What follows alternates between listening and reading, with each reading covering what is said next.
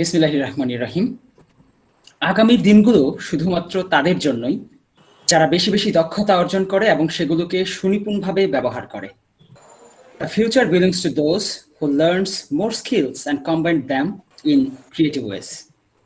জন্মলগ্ন থেকেই টেক্সটাইল গ্রাজুয়েটদের দক্ষতার উন্নয়নে কাজ করে যাওয়া আমাদের টেক্সটাইল কর্তৃক আয়োজিত আজকের program expert talks on merchandising spent a valuable 90 minutes with an experienced merchandiser প্রোগ্রামে সবাইকে স্বাগত জানাচ্ছি। পুরো অনুষ্ঠান জুড়ে উপস্থাপনায় থাকবো আমি নাদিম খান শান্ত, would be textile engineer from Daffodil International University। এবং আপনারা জেনে খুশি হবেন যে আমাদের সাথে আমাদের স্পেশাল গেস্ট হিসেবে উপস্থিত আছেন মিস্টার সীমান্ত Saha, merchandiser of marketing and merchandising department with research and development, Al Muslim group. Textile যদি আমাদের পাথেয় হয় তাহলে মার্চেন্ডাইজিং আমাদের অনেকেরই স্বপ্ন। দুঃখজনক হলে একটা কথা সত্যি যে আমাদের বেশিরভাগই শুধুমাত্র মার্চেন্ডাইজিং এই একটা টার্মের সাথেই পরিচিত। মার্চেন্ডাইজিং কি, ইন্ডাস্ট্রিতে একজন মার্চেন্ডাইজারকে কি কি দায়িত্ব পালন করতে হয়, নিজেকে দক্ষ মার্চেন্ডাইজার হিসেবে গড়ে তোলার জন্য এখন থেকেই কিভাবে প্রস্তুতি নেওয়া প্রয়োজন, কোন কোন স্কিল, কোন কোন দক্ষতা মার্চেন্ডাইজিং এ আপনাকে সবার থেকে এক ধাপ এগিয়ে রাখতে পারে, এই বিষয়গুলো আমাদের অনেকের কাছে অজানা। আর এই অজানা খুঁটিনাটি বিষয়গুলো সম্পর্কে কথা বলতেই আমাদের টেক্সটাইল আয়োজন করেছে আজকের এই সুন্দর প্রোগ্রামটি। তো যা হোক, আমাদের ফর্মাল সেশনটি শুরু করার আগে আমি কিছু কথা বলতে চাই। সেটা হচ্ছে যে আমাদের আজকের প্রোগ্রামটি মূলত আমরা দুইটি ভাগে ভাগ করেছি। একটি ভাগে আমরা কিছু সিলেক্টিভ কোশ্চেন রেখেছি যেগুলোর অ্যান্সার আমরা আমাদের আজকের স্পেশাল গেস্টের থেকে জানবো, এবং সেগুলো জানার পরে আমরা 2 মিনিটের একটি কিউএনএ সেশন রেখেছি শুধুমাত্র ওই স্পেসিফিক কোশ্চেনগুলোর উপরে যদি কারোর আরো কিছু জানার থাকে বা কোনো কিছু বুঝতে পারেননি বা কোনো কিছু জানার আছে বাড়তি, তাহলে আপনারা প্রশ্ন করতে পারবেন। এবং এই সেশনটা পার হওয়ার পরে আমাদের স্পেশাল গেস্ট তার মার্চেন্ডাইজিং লাইফের এক্সপিরিয়েন্স আপনাদের সাথে শেয়ার করবেন, এবং এই এক্সপিরিয়েন্স শেয়ারিং এর পরে আমাদের একটি র্যান্ডম কিউএনএ সেশন থাকবে যেখানে আপনারা নিজেদের ইচ্ছে মতো যে সব বিষয় আজকের প্রোগ্রামে শেয়ার করা হবে এর বাইরেও যদি আপনাদের কোনো কিছু জানার থাকে তাহলে আপনারা ইচ্ছে মতো নিজেদের হ্যান্ড রেজ করবেন এবং আপনাদেরকে আমরা একজন একজন করে সুযোগ দেব আজকের প্রোগ্রামে প্রশ্ন করার জন্য। তো যাই হোক, আমি খুব বেশি কথা বাড়াচ্ছি না, আমি শুরুতেই আমাদের স্পেশাল গেস্ট মিস্টার সীমান্ত সাহা স্যারের কাছে চলে যাব আমাদের প্রথম প্রশ্ন নিয়ে। সেটা হচ্ছে মার্চেন্ডাইজিং আসলে জিনিসটা কি। সো আমরা যে শুধুমাত্র মার্চেন্ডাইজিং টার্মের সাথেই পরিচিত, সো এই গণ্ডির থেকে বেরিয়ে এসে আমরা আউট অফ দ্য বক্স জানতে চাচ্ছি মার্চেন্ডাইজিং সম্পর্কে। সো মার্চেন্ডাইজিং আসলে কি, এই সম্পর্কে শ্রদ্ধেয় স্যারকে বলার জন্য অনুরোধ করছি। ধন্যবাদ শান্ত, তোমাকে এত সুন্দর করে অনুষ্ঠানটা প্রথমেই শুরু করার জন্য। অনেক সাজিয়ে গুছিয়ে কথা বলো, এবং তুমি যে ফার্স্টেই নিজেকে একটা ব্যাপার কিন্তু আগেই তুলে ধরলে আর কি, যে would be textile engineer. So that's the spirit, যে তোমার মধ্যে সেই ইন্সপিরেশন বা মোটিভেশন বা সেই উইশটা তুমি নিজের মধ্যে পোষণ করো, এবং এখন থেকেই সেটা আমি বুঝতে পারছি। ওকে, এটা আমার খুব ভালো লেগেছে। মার্চেন্ডাইজিং আগে তোমাদের সাথে শেয়ার করতে গেলে আগে তোমাদের জানতে হবে মার্কেটিং কি। বিকজ মার্কেটিং একটা ছোট্ট একটা জায়গা, হয়তো তোমাদের মনে হয় যে মার্চেন্ডাইজিং করতে করতে মার্কেটিং শব্দটার সাথে তোমরা মানে অতটা পরিচিত না। কারণ পরিচিত নাই ভাবে বলবো, অনেকে মার্চেন্ডাইজিংটাকে বেশি প্রায়োরিটি দেয়। কিন্তু তোমরা হয়তো এটা জানো কিনা আমি জানি না, মার্কেটিং এর জাস্ট একটা ছোট্ট পার্ট হচ্ছে মার্চেন্ডাইজিং। সো আগে মার্কেটিং হচ্ছে বৃহৎ আকারে, আর মার্চেন্ডাইজার হচ্ছে তার ভেতর থেকে বের হয়ে আসা একটা বলা যায় সমুদ্রের ঝিনুকের শামুকের মাঝে একটা মুক্তা। সো এখন আগে তোমাদের সাথে একটু শেয়ার করি যে মার্কেটিংটা কি। মার্কেটিংটা হচ্ছে কোনো একটা কোম্পানির কোনো একটা নির্দিষ্ট প্রোডাক্টকে একটা নির্দিষ্ট জায়গা বুঝে সেই জিনিসটা একজনের সামনে প্লেস করা, কিন্তু সেটাকে আবার হতে হবে লোকজনের সাধ্যের মধ্যে। মার্কেটিং এর ক্ষেত্রে চারটা জিনিস তোমরা মাথায় রাখতে হবে। একটা হচ্ছে প্রোডাক্ট, তারপর হচ্ছে প্লেস, তারপর হচ্ছে প্রাইস, তারপর হচ্ছে প্রমোশন। এখন আমার কথার মধ্যে অলরেডি হয়তো তোমরা একটু একটু বুঝতে পারছো যে এই চারটাকে যদি আমি একটু ব্রিফিং করি, প্রোডাক্ট হচ্ছে মেইন, যে আমি কোন প্রোডাক্টটা মার্কেটে লঞ্চ করব।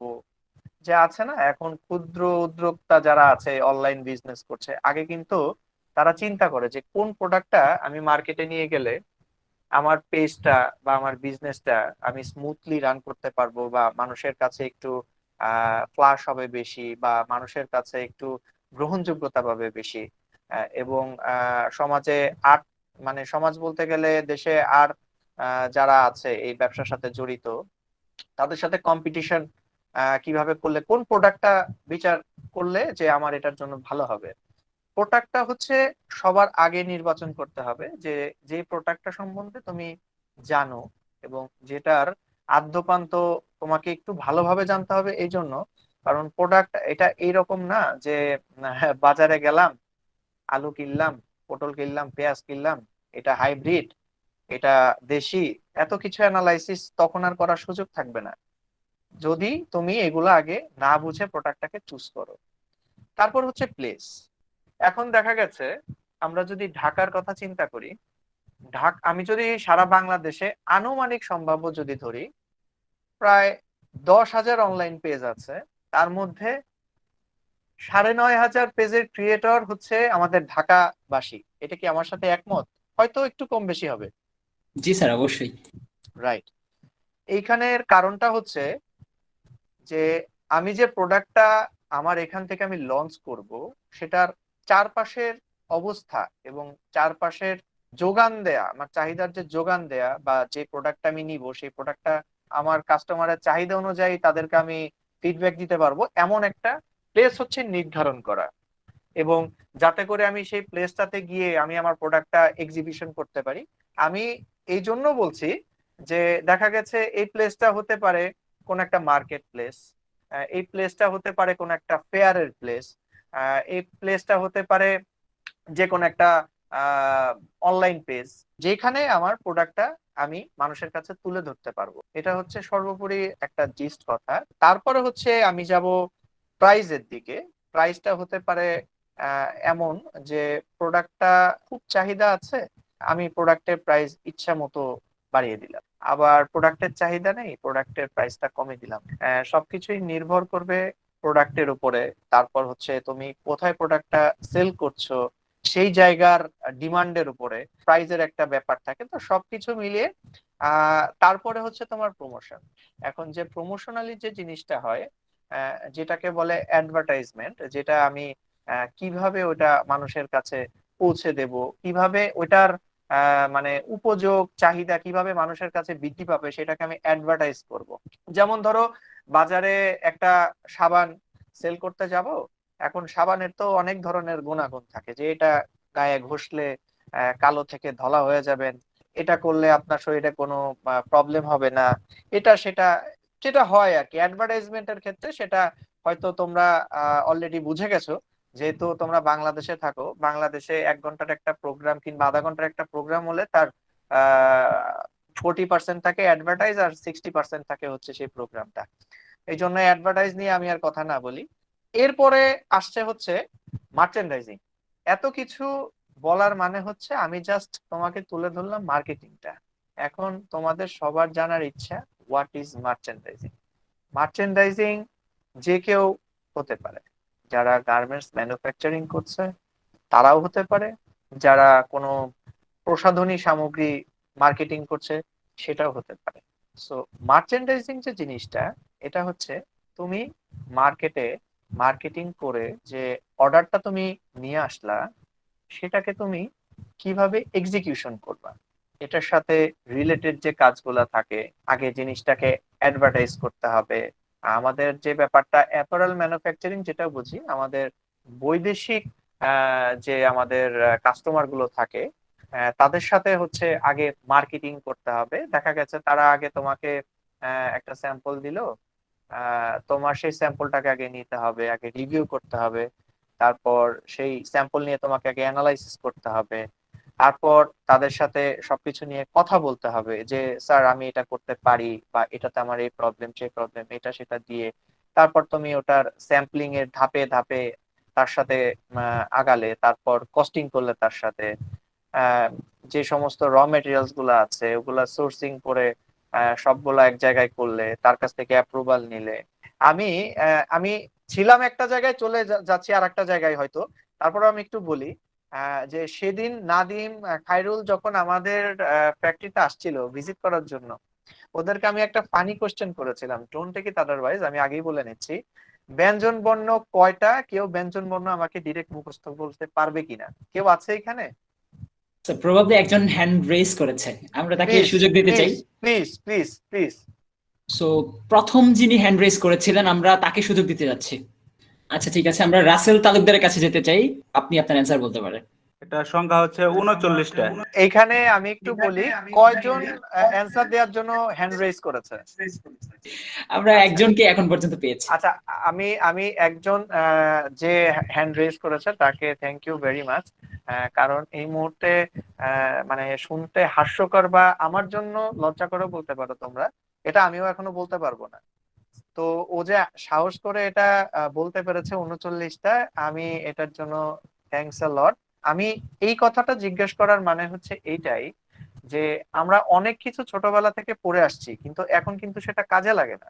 যেটা আমি আমার প্র্যাকটিক্যাল লাইফে দেখছি আর ছোটবেলায় যেটা আমি পড়ে আসছি, সেটার মধ্যে ডিফারেন্সটা হচ্ছে এই: মানুষ যখন বক্তৃতা দেয় তখন সেটা কিন্তু সে ছোটবেলা থেকে শিখে আসে না।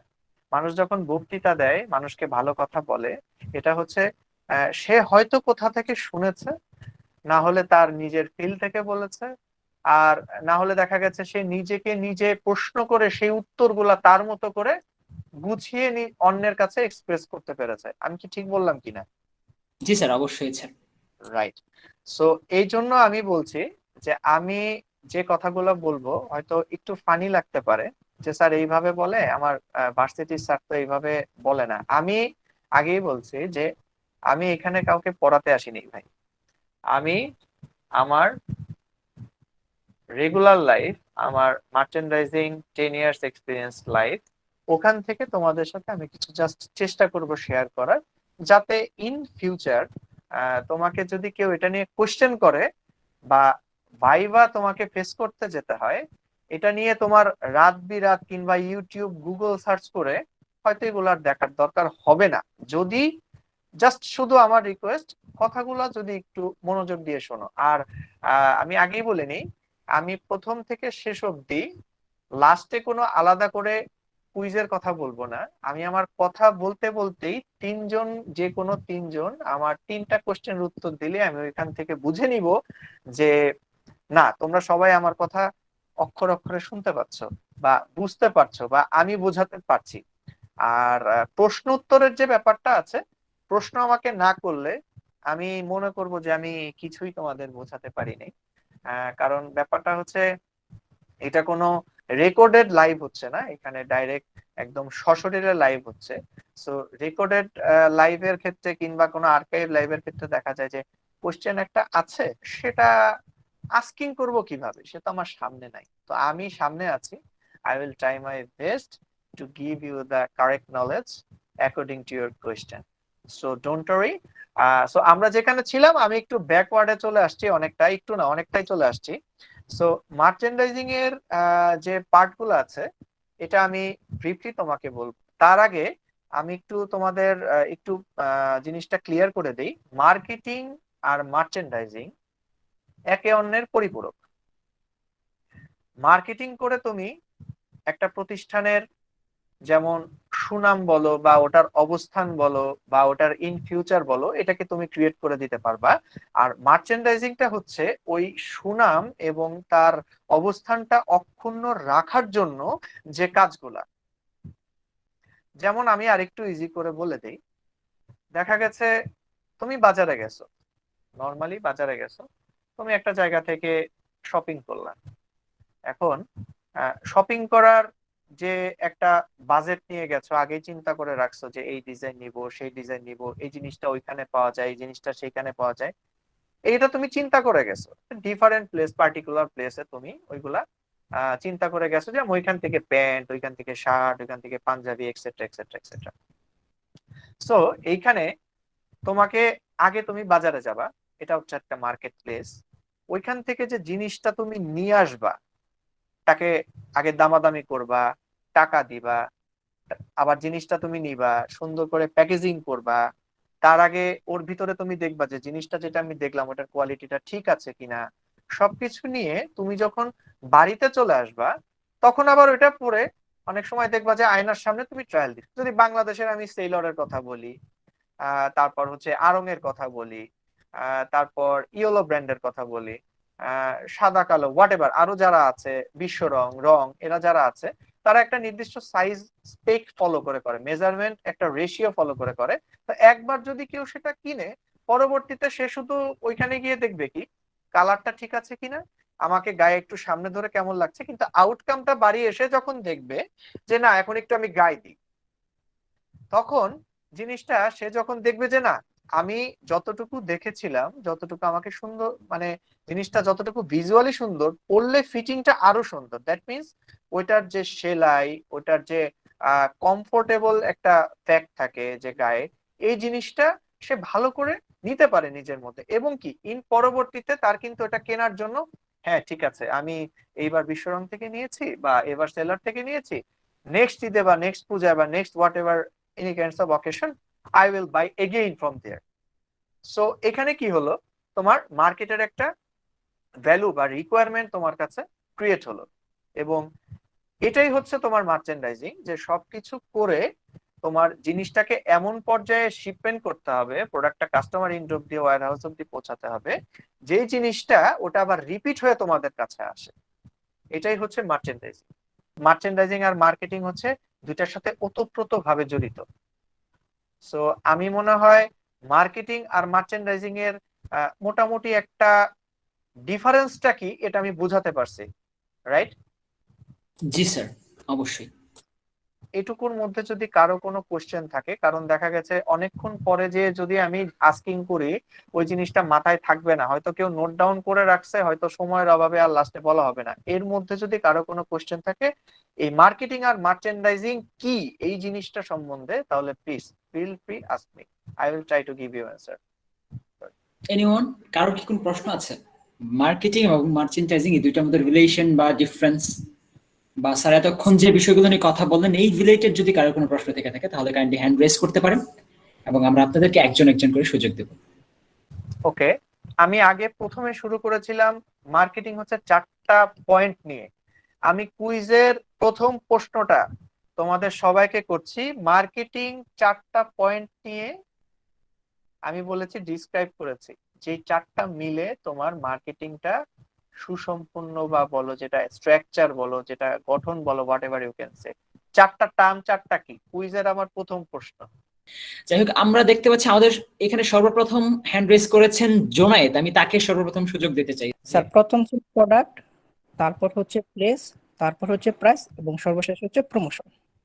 Thank you so much, thank you so much, congratulation Junaid. Nadim, আমি তোমাকে রিকোয়েস্ট করব ওর নামটা বা অ্যাড্রেসটা তুমি তোমার কাছে একটু কালেকশনে রেখে দিও, তুমি আমাকে পরে শেয়ার করে দিও।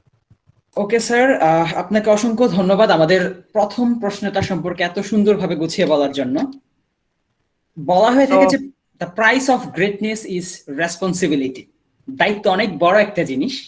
তো আমরা দ্বিতীয় কোশ্চেনে যাব স্যারের কাছে, সেটা হচ্ছে যে ইন্ডাস্ট্রিতে একজন মার্চেন্ডাইজারকে স্পেসিফিক্যালি কি কি দায়িত্ব পালন করতে হয়। আমরা অলরেডি কিছুটা আইডিয়া পেয়েছি স্যারের প্রথম প্রশ্নের অ্যান্সার পেতে গিয়ে, স্টিল আমরা আরেকটু ডিটেলসে জানতে চাই যে অ্যাজ এ মার্চেন্ডাইজার একজনকে কি কি দায়িত্ব এবং কর্তব্য পালন করতে হয়। আচ্ছা, ধন্যবাদ শান্ত তোমার কোশ্চেনের জন্য। ইনফ্যাক্ট অনেকেরই এটা একটা কাঙ্ক্ষিত প্রশ্ন ছিল, what is the duty of merchandiser.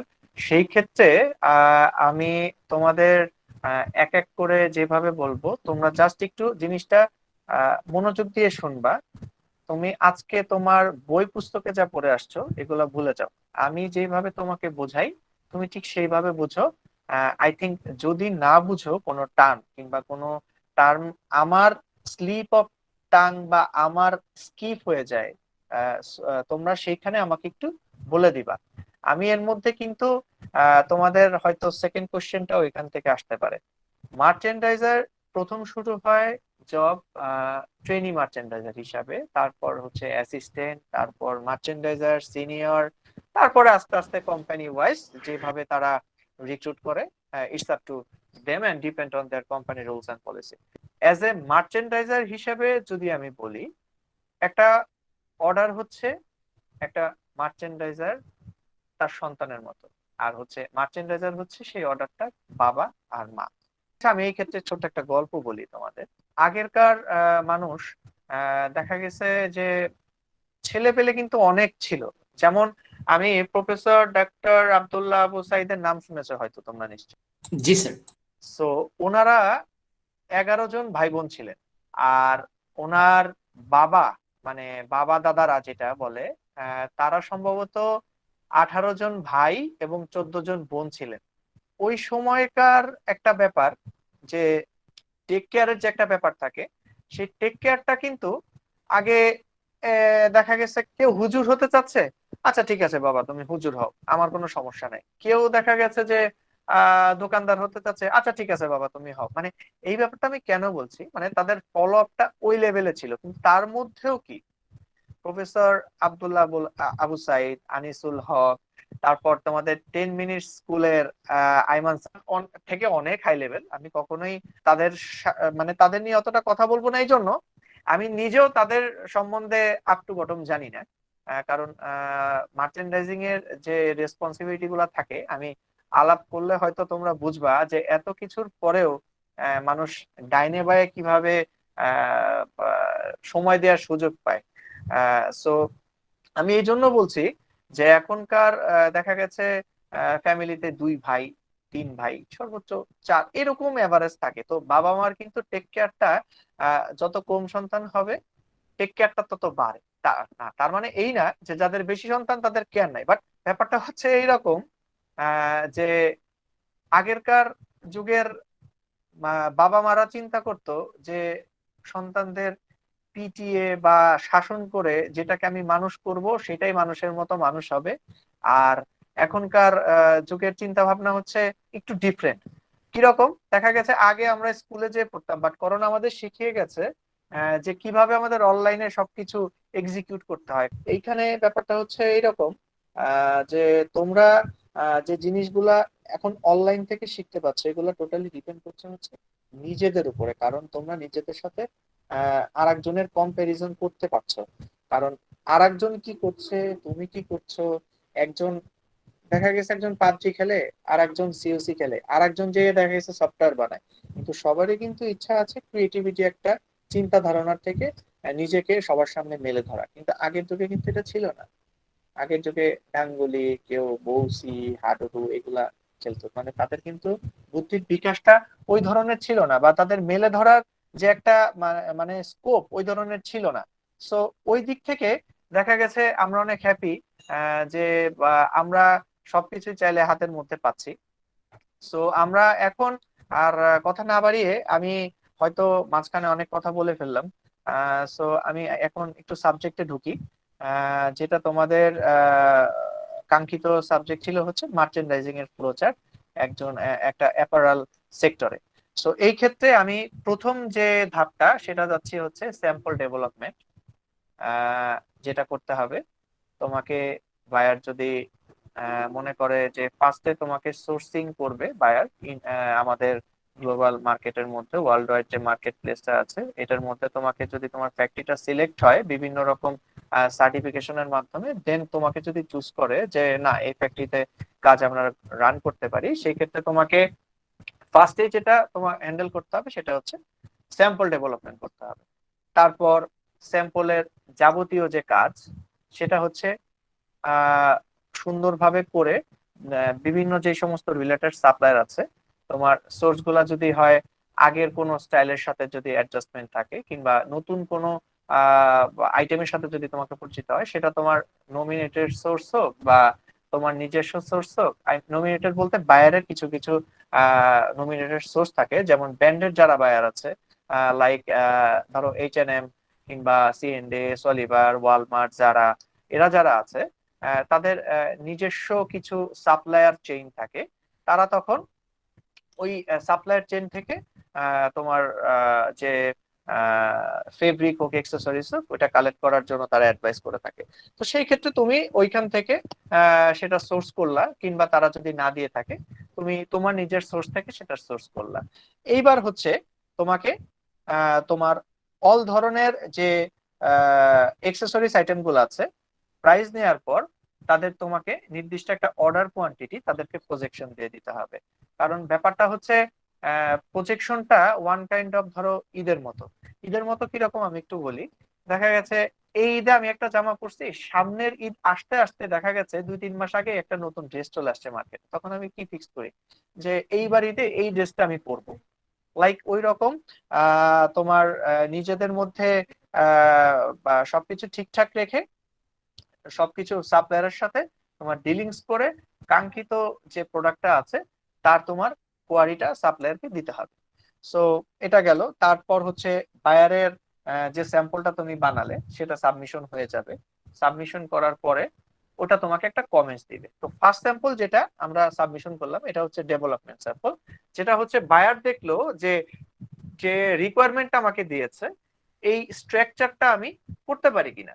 দেখা গেছে আমি একটা শার্ট করতে দিলাম, শার্টটা ধরো হাফাতা হোক, ফুল স্লিভ হোক, হাই নেক হোক, ব্যান্ড কলার হোক, হোয়াট এভার দ্য স্ট্রাকচার, এটা আমি করতে ক্যাপাবল কিনা। সো ফার্স্টের যে স্যাম্পলটা এটা হবে ফিশ স্যাম্পল।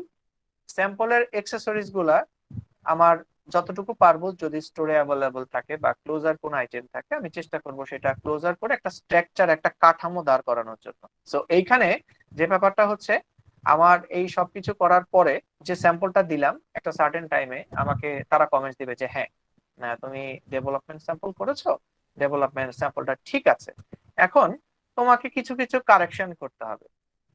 যেমন এটা দেখা গেছে তোমার হাত ছিল আগে, দেখা গেছে একটা মেজারমেন্ট, ওই হাতাটা তোমার শোল্ডারটা বেশি মোটা হয়ে গেছে, ওটাকে তুমি আর একটু মানে চাপায় দাও, যেটাকে বলে আর ছোট করে দাও।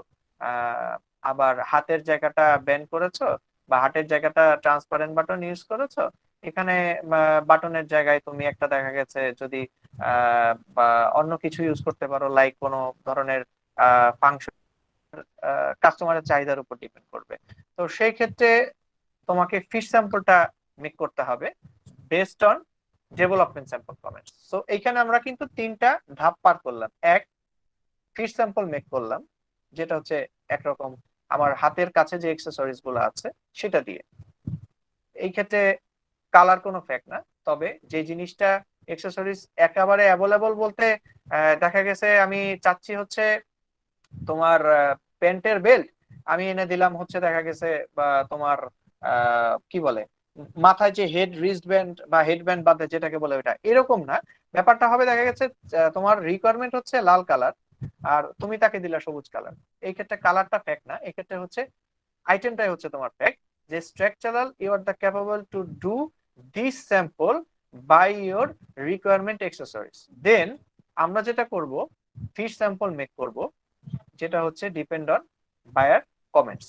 তার মাঝখানে আর একটা জায়গা আমি রিক্যাপ করতে ভুলে গেছি, সেটা হচ্ছে যে অ্যাকসেসরিজ বা ফেব্রিক হোয়াট এভার তোমাদের দরকার সেটা তুমি তোমার সোর্স সাপ্লায়ার গুলাকে শেয়ার করে দিবা, যে ফিউচারে আগামী ঈদে হোক আগামী ডিসেম্বরে হোক তোমাকে এই অর্ডারের এই কোয়ান্টিটিটা দিব, তুমি তোমার আমার স্পেসটা খালি রাখবা। বিকজ অফ চাইলেই তো মনে করো যে সবকিছু তুমি করতে পারবা না। এখন যদি তুমি যে গরমের দিনে যে যদি তুমি বসুন্ধরা সিটিতে হাই কোয়ালিটির জ্যাকেট খুঁজো তাহলে কিন্তু পাবা না। ব্যাপারটা হচ্ছে এইরকম। তো তোমাকে আগে থেকে ওকে বলে রাখতে হবে যে আগামী শীতে কিন্তু আমার এই জিনিসটা লাগবে, এত গ্রস, এত ইয়ারডেস বা এত জিজি জিনিস লাগবে, এটা তুমি আমাকে দিবা যদি আমি তোমাকে অর্ডার সার্টেন টাইমে প্লেস করি। এবার যাই হচ্ছে ফিশ স্যাম্পল। ফিশ স্যাম্পলটা আমি বানাবো, এটা আমি চেষ্টা করব যতটুকু সম্ভব ক্লোজার দেওয়ার জন্য। ফিশ স্যাম্পলটা এমনই একটা জিনিস বায়ার ডেভেলপ ইভেন ইনফ্যাক্ট তোমাদের যতগুলা স্টেপ স্যাম্পলের আছে প্রত্যেকটা ইচ এন্ড এভরি স্টেপ হচ্ছে তোমাদের খুবই গুরুত্বপূর্ণ। বিকজ অফ শুরুতে যদি তোমার একটা জিনিস তুমি প্রেজেন্ট ঠিক মতো করতে না পারো, তাহলে কিন্তু কখনোই সেটা কারো কাছে গ্রহণযোগ্যতা পাবে না। কারণ হোক সেটা তোমার অ্যাপারেল সেক্টরে, হোক সেটা তোমার নর্মাল মার্কেটিং, তোমার শপিং মল সেন্টারে, কিংবা তোমাদের বাসার সামনে কোনো মুদি দোকান, হোয়াট এভার, সেগুলোতে কিন্তু তোমার কোনো আহ, ভালো একটা আউটকাম আসবে না, মানে ফিউচারে উপযোগ কিংবা ফিউচারে আগ্রহটা বাড়বে না। তো সেই ক্ষেত্রে তোমাকে প্রত্যেকটা স্যাম্পল যতটুকু সম্ভব অ্যাজ পার বায়ারের রিকোয়ারমেন্ট অনুযায়ী যার চেষ্টা করতে হবে। ফিশ স্যাম্পল করার পরে বায়ারকে ফিশ স্যাম্পল পাঠিয়ে দিব। এরপর বায়ার আমাকে রিকোয়ারমেন্ট দিবে হচ্ছে সাইজের স্যাম্পল। মানে ফিশ স্যাম্পলটা করি হচ্ছে আমরা একটা সাইজ, যেটা মাস্টার সাইজ, এটাতে হচ্ছে আমরা ফিশ স্যাম্পলটা করি। আর যেটা সাইজ সেট, এটা হচ্ছে একটা জাম্পিং সাইজ হয়। যদি দেখা গেছে গার্মেন্টস এর রেশিওটা 92, 98, 104, 110, 116, 122, 128, 134, 140 এই লেভেলে, কিংবা 62, 68, 74, 80 এই রেঞ্জে হয়। এক একটা রেঞ্জ থাকে। তো সাইজ সেটটা হয় প্রত্যেকটা গার্মেন্টস এর এক একটা করে জাম্পিং সাইজ। এটা দেখা গেছে যদি 92 থেকে 140 রেঞ্জের হয়, সেক্ষেত্রে 92 একটা সাইজ, তারপর হচ্ছে 98 গ্যাপ দিয়ে 104 একটা সাইজ, 110 গ্যাপ দিয়ে 116 একটা সাইজ, আবার 122 গ্যাপ দিয়ে 128 একটা সাইজ। এই ধরনের সাইজ ভেরিয়েশন গুলা তোমার বায়ারের রিকোয়ারমেন্ট অনুযায়ী, কোয়ান্টিটি অনুযায়ী তোমাকে ফিল আপ করে দিতে হবে। সেই সাইজের স্যাম্পলের কোয়ান্টিটি তোমাকে বায়ার শেয়ার করে দিবে।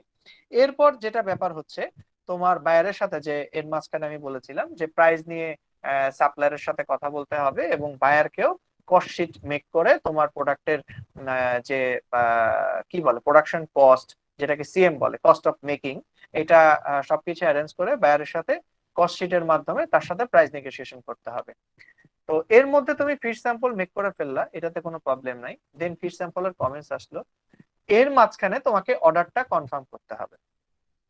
এখন কথা হচ্ছে যে আমি যে সাইজের স্যাম্পলটা বানাবো, সাইজের স্যাম্পলটা কখনোই অর্ডার কনফার্ম হওয়ার আগে তোমাকে বানাতে হবে না। সাইজের স্যাম্পলটা হচ্ছে তখনই বানাবো যে না, কোম্পানিকে আমি বা যে কাস্টমারকে বা যে ভেন্ডরকে আমি এটা করতে দিয়েছি, তারা এটা ডেভেলপ করে দিয়েছে এবং তারা যতটুকু সম্ভব এটাকে ফিট করে দিয়েছে। এখন আমি যদি এই ফিটিংসটাকে আমি ইন ফিউচার কাজে লাগাতে চাই আমার কাস্টমার ইন্ডে, সেক্ষেত্রে সাইজ রেশিও তারা কিভাবে মেনটেন করে, দেখা গেছে এম সাইজের জন্য কি ফলো করছে, এল সাইজের জন্য কি ফলো করছে, এক্সেল সাইজের জন্য কি ফলো করছে, এই ফলোটা তারা ঠিকঠাক ভাবে করতে পারছে কিনা। কারণ এইখানে বায়ার একদম শুরুতেই তোমাকে আর্টওয়ার্ক এবং প্যাটার্নের ডিটেলস ধারণাটা দিয়ে দিবে। সো কিছু কিছু সময়ে কিছু কিছু মেজারমেন্ট হয়তো প্যাটার্নে থাকে না, রেশিও প্যাটার্নে থাকে না, সেইগুলা ফিশ স্যাম্পল, ডেভেলপমেন্ট স্যাম্পল এগুলা করলে প্যাটার্নের যে খুঁটিনাটি ফাঁকাগুলা থাকে এগুলা দেখা গেছে ক্লিয়ার হয়ে যায়। কারণ দেখা গেছে যে কেউ যদি ধরো কমপ্লিট একটা ড্রেসের নাম আমরা বলি, যেটা সর্বপ্রচলিত কমপ্লিট যে ড্রেসটা আমরা কি বলি, একটা ব্লেজার থাকবে, ভিতরে একটা ওয়েস্ট কোট থাকবে, তার নিচে একটা প্যান্ট থাকবে, সাথে একটা টাই বো হোয়াট এভার যে যেটা পরে সেটা, এটাকে আমরা বলি এটা কমপ্লিট, এটা একটা সেট আপ। সো এই ধরনের একটা সেট আপ তোমাকে মেক করতে হবে। এই সেট আপ মেক করলে দেখা গেছে কিছু কিছু জিনিস তুমি তোমার নিজের পছন্দ মতো বা নিজের পছন্দ মতো এখানে বলা ঠিক না, যেটা অ্যাপ্রোপ্রিয়েট। দেখা গেছে কোন একটা মেজারমেন্ট একটা প্যাটার্নে ছোট্ট একটা ফাংশন, ছোট একটা পার্টিকুলার পার্টসে ওটা মেনশন করা নাই, প্যাটার্নে বায়ার যেটা দিয়েছে ওটা মেনশন করা নাই, বাট তোমার মনে হচ্ছে যে না এটা রাইট সাইডে এরকম ছিল, তাহলে আমি চেষ্টা করি লেফট সাইডে এটা দিলে আমার প্যাটার্নটা ডামিটা ফিটিং ঠিকঠাক হবে এবং স্যাম্পলটা প্রেজেন্টেবল হবে। সেক্ষেত্রে দেখা গেছে যে তোমার এই যে নিজের থেকে যে জিনিসটা ক্রিয়েটিভিটি তোমার মধ্যে আসছে, এটা বায়ার দেখে অনেক সময় নিজেও হ্যাপি হয়ে যেতে পারে যে না, আমাকে জিনিসটা কোয়ারি করে নাই যে স্যার এটা ছিল না আপনার প্যাটার্নে, স্যার এটা তো আপনি দিতে পারেন নাই, স্যার এটা ছিল না বলে আমি জিনিসটা মেক করতে পারিনি, এটা ডিলে হয়ে গেছে। এটা কিন্তু ফিডব্যাক এই ধরনের না। একজন কাস্টমারকে সবসময় মাথায় রাখতে হবে, যদি আমি একজনের আমি নর্মাল আমি একটু রেগুলার বাজারের দিকে যাই, দেখবা কোন একটা শাড়ি কিংবা কাপড়ের দোকানে গেলে একটা দোকানদার একজন নতুন পরিচিত কাস্টমারকেও যেভাবে হ্যান্ডেল করে, মানে মনে হয় যেন একদম তার কত পরিচিত, মানে তাকেই একমাত্র মার্কেটের সবচেয়ে বেস্ট জিনিস তার দোকানের জিনিস দিয়ে দিবে। মানে তার কাছে যে সেই জিনিসটা এবং অনেক কম টাকায়। তো এই জিনিসটা তোমার ব্র্যান্ডের যারা কাস্টমার আছে, ব্যাপারগুলো হচ্ছে বৃহৎ আকারে এবং তোমার একটা সিস্টেমেটিক ওয়েতে তাদের কাছে প্রেজেন্ট করতে হবে। সো এখানে আমি আবার একটু রিক্যাপে যাই। ফার্স্টে বায়ারের টেক প্যাক অনুযায়ী তুমি ডেভেলপমেন্ট স্যাম্পল মেক করেছো, ডেভেলপমেন্ট স্যাম্পল মেক করে বায়ারের যে রিকোয়ারমেন্ট অ্যাক্সেসরিজ এইগুলা তুমি সোর্স করতে দিয়েছো, তারপর প্রাইস গুলা নিলে, এর মধ্যে ফিশ স্যাম্পল তোমাকে মেক করতে হবে স্যাম্পল ডেভেলপমেন্ট স্যাম্পলের উপর বেস করে। তারপর তুমি এর মধ্যে বায়ারকে সবকিছু দিয়ে দিলা যে ডেভেলপমেন্ট স্যাম্পল মেকের পর ফিশ স্যাম্পল যখন বানাবো তখন আমি বায়ারকে স্যাম্পলও পাঠাই দিব, একবারে কস্ট শিটও পাঠাই দিব যে স্যার আপনি আমাকে যেটা দিয়েছেন আপনার কস্ট অফ মেকিং হচ্ছে এইরকম, আমার এটা এক্সিকিউশন করতে এত খরচ আছে, আমার সবকিছু দিয়ে রিস্ক ফান্ড এটা সেটা government tax what ever total একটা এফওবি কস্ট দিয়ে দিব। এফওবি কস্ট, এফওবি হচ্ছে ফ্রি অন বোর্ড, এটা হচ্ছে এফওবি কস্ট, এটা হচ্ছে টোটাল একটা গার্মেন্টস এর টোটালি দায় দায়িত্ব তোমার। আবার অনেকে সিএম বেসিসও করে কস্ট অফ মেকিং, সেক্ষেত্রে দেখা গেছে সাব কন্ট্রাক্ট যেটাকে বলে, তোমরা হয়তো শুনেছো যে সাব কন্ট্রাক্ট কাজ করে ফ্যাক্টরি, অমুক ফ্যাক্টরি সাব কন্ট্রাক্ট কাজ করে। এটা হচ্ছে দেখা গেছে আমি খায়রুলের থেকে একটা অর্ডার নিয়ে খায়রুলের ফ্যাক্টরিতে করার জায়গা নাই, আমি শান্তর ফ্যাক্টরিতে করতে দিয়েছি, সেই ক্ষেত্রে শান্ত কিন্তু কোনো অ্যাকসেসরিজ সোর্স করতে হচ্ছে না, সবকিছু নাদিবি অ্যারেঞ্জ করে দিচ্ছে, জাস্ট শান্তর ওয়্যার হাউসে পাঠানোর পর শান্ত জাস্ট এটাকে মেক করে দিচ্ছে। সেক্ষেত্রে হচ্ছে কস্ট অফ মেকিং কস্টটা লাগবে, মানে সিএম কস্ট, সিএম চার্জটা লাগবে। সো দুইটা জায়গায় আমরা বায়ারকে সবসময় ফোকাস করি, কিছু কিছু আছে সিএম বেসিস বায়ার, কিছু কিছু আছে এফওবি বেসিস বায়ার। সো সেটা আর ডিপলি আমি না যাই, কারণ আমি বেশি ডিপলি গেলে সেই জিনিসটা হয়তো তোমরা এখনই নিতে পারবে না নিজেদের মধ্যে, কারণ কিছু কিছু সিস্টেম বা কিছু কিছু প্লেস আছে যেটা আমরা এখন করতে করতে বুঝি, আমি সেটা এখন তোমাদের বলে দিলে তোমাদের হয়তো এখন বলবা জি স্যার বুঝছি, জি স্যার বুঝছি, কিন্তু প্র্যাকটিক্যালি যদি বলি আগামীকালকে গিয়ে এই জিনিসটা স্যার আমি তো বুঝি নাই, সবার মধ্যে ছিলাম, প্রশ্ন করব কিনা, এই প্রশ্নটা আদৌ অ্যাপ্রোপ্রিয়েট কিনা, এই জিনিসটা তোমাদের মনের মধ্যে আসবে, এটা আমি জানি। সো আমি নেক্সট যে পার্টটা আছে তোমার সাইটস এর স্যাম্পলের যেটা, তার আগে তোমার অর্ডারটা কনফার্ম হয়ে যাবে, সাইটস এর স্যাম্পল তুমি মেক করলা। এরপর আসো কালার স্যাম্পল।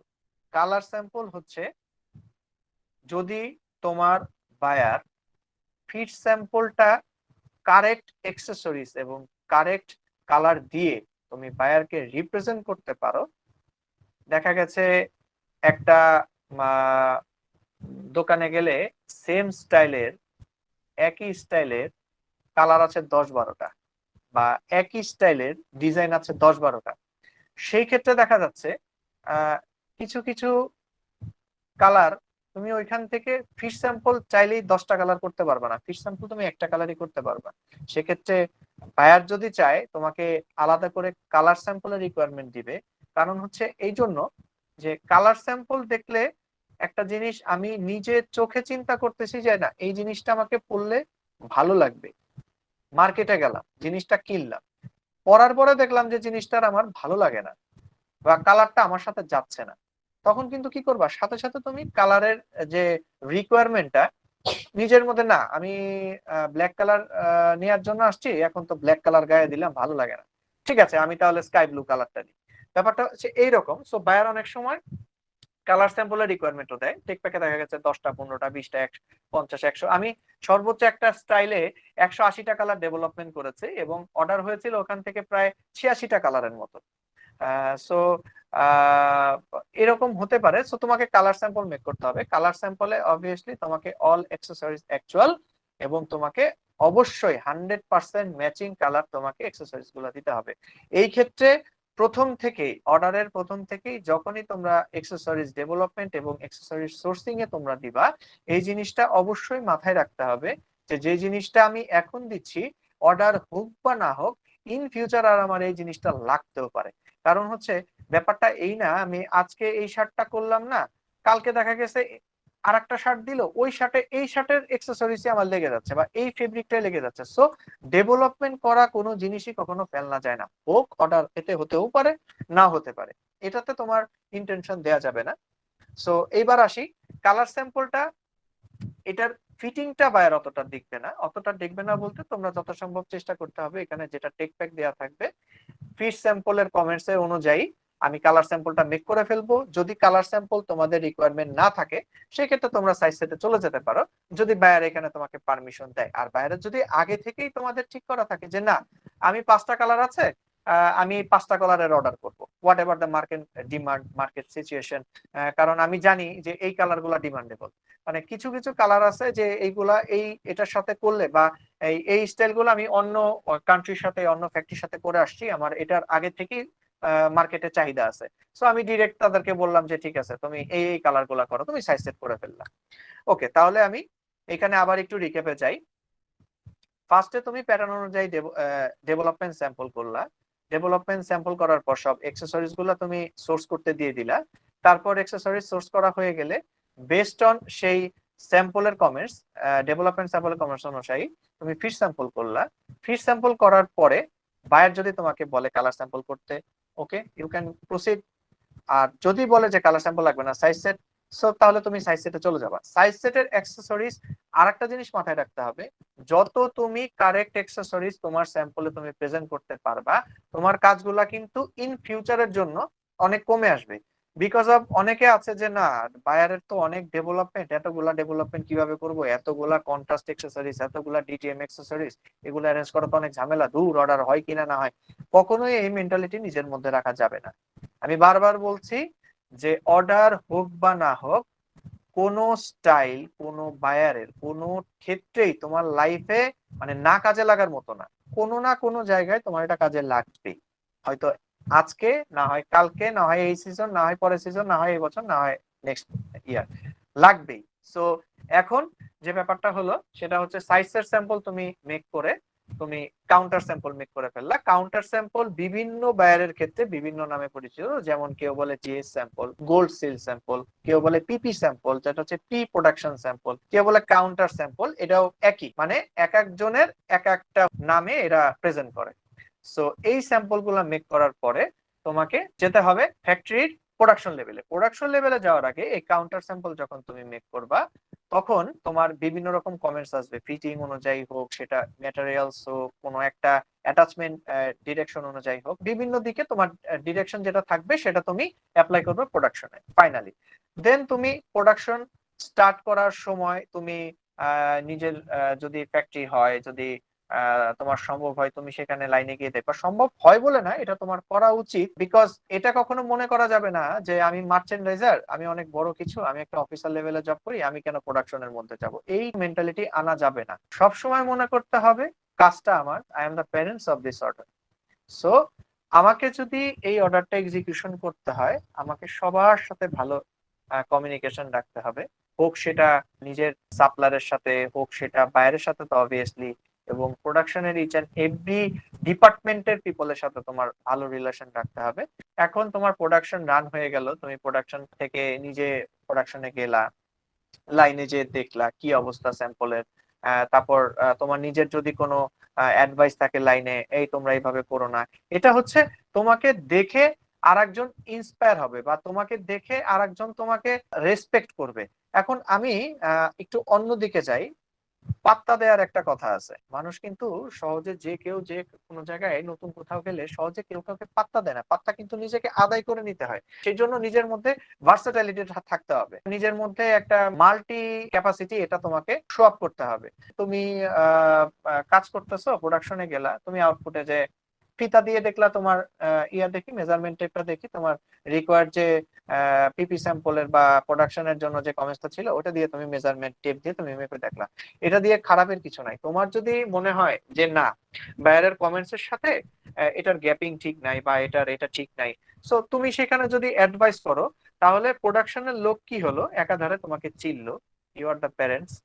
আবার প্রোডাকশনের লোক তোমাকে বললো যে না, আমরা এত কষ্ট করে কাজ করি, তারা তো এসির মধ্যে থাকে, তারপরও সে এই 10 তলা 15 তলা বা 5 তলা 6 তলা তারা আমাদের কাজ দেখতে আসছে, আমাদের ইন্সপিরেশন করতে আসছে, আমরা কিভাবে কাজ করি, আমাদের কোনো সমস্যা আছে কিনা, বা এই সমস্ত যখন একটা মানুষের যদি তার থেকে এক্সিকিউশন করতে যাও একটা কাজ, এটা যে কোনো ক্ষেত্রে, কর্মস্থলে গেলে, অফিসের একটা যদি পিয়ন থাকে, পিয়ন কিন্তু সবার কাজটা একটু আগে প্রায়োরিটি দিয়ে করে না, কিছু কিছু ক্ষেত্রে বাধ্য হয়ে করতে হয়, কারণ সিনিয়রের একটা ব্যাপার থাকে, ম্যানেজমেন্ট, জিএম বা ডিরেক্টর বা লেভেলে যারা কাজ করে, তাদের একটা প্রায়োরিটি থাকে যে তারা একটা কলিং বেল দিলেই তারা দৌড় দেয়।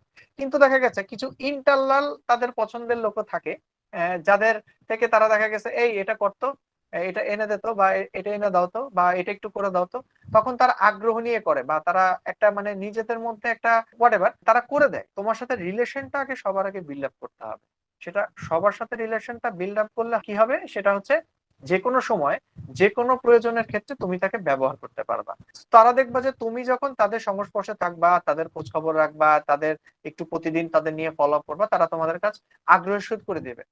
সো এই যে আগ্রহটা তোমার সাথে একটা যে বন্ডিং ক্রিয়েট হলো, এটা তোমাদের জন্য অনেক বড় কিছু।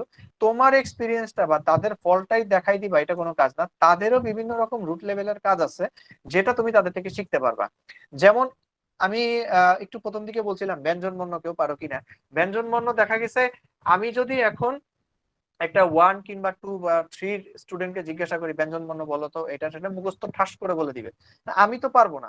সো কি আমি জানতাম, ভুলে গেছি, হোয়াটএভার, যদি আমি নাও জানতাম তার থেকে কিন্তু আমি এখন শিখে গেলাম। সো শিখার কিন্তু কোনো শেষ নাই, নিজের মধ্যে ইগো রাখা যাবে না। তো তুমি যখন একটা জায়গায় একটা জিনিস তাদের সাথে শেয়ার করছো, তাদের মানে সবকিছু কাজের একটা ফলো আপ নিচ্ছ, তখন তারা নিজেদের মধ্যে একটা ভালো লাগাও থাকবে, আবার তোমাকে একটু ভয়ও পাবে, তোমার কাজটার একটু প্রায়োরিটিও থাকবে অন্যরকম। সো আমি নেক্সটে যাই। তারপরে হচ্ছে তোমার এই যে গুডস এর প্রোডাকশন চলছে, এই প্রোডাকশন থেকে প্রোডাকশন স্যাম্পল যদি বাইং কিউসি এখানে থাকে, কিউসি এখান থেকে পিক করবে, পিক করে তারা জাস্টিফাই করবে যে কাউন্টার স্যাম্পল যেটা আমি পারমিশন দিলাম যেটা প্রোডাকশনে অ্যাপ্লাই করবে সেটা করছো কিনা। প্রোডাকশন স্যাম্পল একটা কমেন্টস দিল, প্রোডাকশন স্যাম্পলের ক্ষেত্রে কমেন্টস চলে আসলো, তারপর তুমি পলি কার্টুন যা আছে এগুলো তুমি প্যাকিং করলা, প্যাকিং করে একটা ফাইনাল ইন্সপেকশন দিলা। ইন্সপেকশনে তুমি পারলে করাটা উচিত, যেটা আমরা করি, আমরা চেষ্টা করি ইন্সপেকশনের দিন কিউসি যারা থাকে, কোয়ালিটি কন্ট্রোলার, বাইং এর যারা রিপ্রেজেন্টেটিভ, অনেক সময় এটা থার্ড পার্টি থেকেও আসে, কারণ কিছু কিছু ব্যাপার আছে যারা ট্রেডিং হাউস বাইং এর ট্রেডিং করে, দেখা গেছে যে একটা বাইং হাউস আছে যারা লেয়াজো অফিস এখানে, তাদের এখানে কোনো কিউসি নিয়োগ দেয়া নাই, তারা হয়তো কিছু কিছু থার্ড পার্টি, তোমরা টেস্ট করি তো আমরা, থার্ড পার্টি টেস্টের একটা ব্যাপার আছে, তোমরা হয়তো শুনবাই। থার্ড পার্টি যেমন টেস্টও আছে, আলাদা সোর্স বাইরের নমিনেশন করা থাকে, এটা ওয়ার্ল্ড ওয়াইড, এটা সার্টিফাইড, তেমনি আবার ওই কিউসির একটা ডিপার্টমেন্ট থাকে, এটাও থার্ড পার্টি হিসাবে আমরা তারা পরিচিত। এই কিউসিরা তখন এসে আবার এই জিনিসটা ফলো আপ করে। আবার অনেক সময় বাইং হাউসের নমিনেটেড কিউসি যারা আছে, কর্মরত যারা বা নিয়োগভুক্ত, তারা এসেও এগুলা তদারকি করে। সো তারপর অ্যাটলিস্ট তোমার গুডস যেটাই তুমি বলো, আমরা গার্মেন্টস এর ভাষায় রেগুলার ক্ষেত্রে এটা মাল ইউজ করতে করতে আমিও এখন তোমাকে মাল বলে ফেলছি। কারণ কিসের জন্য বলছি, আমি তোমাদের সাথে কথা বলতে বলতে প্র্যাকটিক্যাল হয়ে গেছি আস্তে আস্তে। কারণ আমি প্রতিনিয়ত যেটাকে আমরা গুডস বলি, গুডস শুনতে ভালো লাগে, ওটা ইংলিশ একটা ওয়ার্ড গুডস, এটা শুনতে হয়তো ভালো লাগে, কিন্তু আমরা গার্মেন্টস এ যারা আছি তারা কিন্তু আমরা ডাইরেক্ট বলি আমার আমার মালের ইন্সপেকশন আছে, আমার এটার ইন্সপেকশন, এই মালটা আসছে কিনা, সেই মালটা আসছে কিনা, তো আমরা এটা বলে ফেলি। আবার এটা যখন আবার বাইং হাউসে যাই তখন আবার এটা তারা শুদ্ধ করে বা স্টাইলিশ করে গুডস বলে। সো এটা আমি আর ডিটেলসে না যাই। সো শিপমেন্ট করে দেওয়ার পরে যে শিপমেন্টটা তোমার ওয়্যার হাউস অব্দি গেল কিনা এটাও তোমার ফলো আপ করতে হবে। সো এই যে টার্ম গুলা বললাম, এই টার্ম গুলা প্রত্যেকটা স্টাইলের ক্ষেত্রে প্রযোজ্য। এখন হতে পারে এই কাজগুলা তোমার 25টা 30টা 40টা পর্যন্ত এক একটা স্টাইল এক একটা মার্চেন্ডাইজার হ্যান্ডেল করে ফ্যাক্টরি লেভেল থেকে, কিন্তু বাইং হাউসের মার্চেন্ডাইজার অনেক ক্ষেত্রে দেখা যায় তাদের বিভিন্ন রকম ডিপার্টমেন্ট থাকে। যেমন কেউ ফেব্রিক ডিপার্টমেন্ট দেখছে, ফেব্রিক মার্চেন্ডাইজার, কেউ কস্টিং মার্চেন্ডাইজার মানে কোটেশন মার্চেন্ডাইজার, এসএমএস মার্চেন্ডাইজার, কিংবা কেউ ওয়াশ মার্চেন্ডাইজার, কেউ টিমস মার্চেন্ডাইজার, লাইক এরকম। কিন্তু আমরা যখন ফ্যাক্টরি ইন্ডিয়া থেকে চিন্তা করি, আমরা কিন্তু একাই সবকিছু, বিকজ অফ আমি আগেই বলেছি যে আমরা হচ্ছে অর্ডারের বাবা আর মা। সো এই ক্ষেত্রে যদি নিজের সন্তানকে মানুষের মতো মানুষ করতে হয়, তোমাকে সব এফোর্ট দিতে হবে। এখন তোমাকে এই সমস্ত কাজগুলো যখন তুমি ভালোভাবে এক্সিকিউশন করতে পারবা, তখন দেখা গেছে অর্ডারের যখন ওয়্যার হাউসে পৌঁছে গেল, মার্কেটে তোমার একটা ব্র্যান্ডের ভ্যালু হোক, তোমার যে গুডসটা তুমি শিপমেন্ট করেছো ওয়ার্ল্ড ওয়াইড বিভিন্ন কান্ট্রির জন্য, তাদের একটা রিকোয়ারমেন্ট ক্রিয়েট হলো, এটাই হচ্ছে তোমার মার্চেন্ডাইজিং এর সার্থকতা। তো মার্চেন্ডাইজিং ব্যাপারটা এইরকমই না যে আমি স্যাম্পল ডেভেলপমেন্ট করলাম, টেক প্যাক আমার দেখার মানে মেজারমেন্ট শিট আমার দেখার দরকার নাই, ওটা তো স্যাম্পল ডিপার্টমেন্ট দেখবে। প্রোডাকশন কস্ট একটা দিয়ে দিলাম, প্রোডাকশন কস্ট তো আমার দেখার দরকার নাই, যেভাবে পারে সেভাবে করুক, ওটা আমার বিষয় না। তারপরে দেখা গেছে কোয়ালিটি একটা ইস্যু হইলো, হয়তো কোয়ালিটির তো ম্যানেজার আছে, এটা আছে সেটা আছে, আমার দেখার দরকার না, প্রোডাকশনের মধ্যে দিয়ে দিছি মানে আমার দায়িত্ব সে নো। তোমাকে each and every site, each and every জায়গায়, এভরি সেগমেন্টে তোমাকে ওয়াকেবহাল থাকতে হবে। কারণ তোমার গুডসের কোন জায়গায় কি হবে, বাইরে থেকে বায়ারকে তোমাকে সেটা জবাবদিহি করতে হবে। তোমার প্রোডাকশনের কোয়ালিটি ম্যানেজার, স্যাম্পল ডিপার্টমেন্টের ম্যানেজার বা ফিনিশিং এর ম্যানেজার, কাটিং এর ম্যানেজার কিন্তু জবাবদিহি করতে যাবে না। মানে দিন শেষে কিন্তু বায়ারের সাথে তোমাকে রিপ্রেজেন্ট হতে হবে। সো এই ব্যাপারগুলো মাথায় রাখতে হবে। তো আমি আবার একটু রিক্যাপ করি টোটাল মার্চেন্ডাইজিং ফ্লোচার্টটা একদম ইজি করে। সেটা হচ্ছে ফার্স্টে তুমি স্যাম্পল ডেভেলপমেন্ট করলা, স্যাম্পল ডেভেলপমেন্ট করার পর এক্সেসরিজ গুলা ডেভেলপমেন্টে দিয়ে দিলা। এক্সেসরিজ ডেভেলপমেন্ট করার পরে স্যাম্পল যেটা ফার্স্ট ডেভেলপমেন্ট স্যাম্পল সাবমিট করেছো ওইটার এগেইনস্টে তুমি ফিশ স্যাম্পল মেক করলা। ফিশ স্যাম্পল মেক করার পর তোমার বায়ারের সাথে প্রাইস নিয়ে কাজ হতে থাকবে, কস্টিং। তারপর হচ্ছে সবগুলোর উপর বায়ার যদি মনে করে যে কালার স্যাম্পল মেক করব করব, না হলে যদি বায়ারের ডিমান্ড না থাকে okay you can go for size set directly.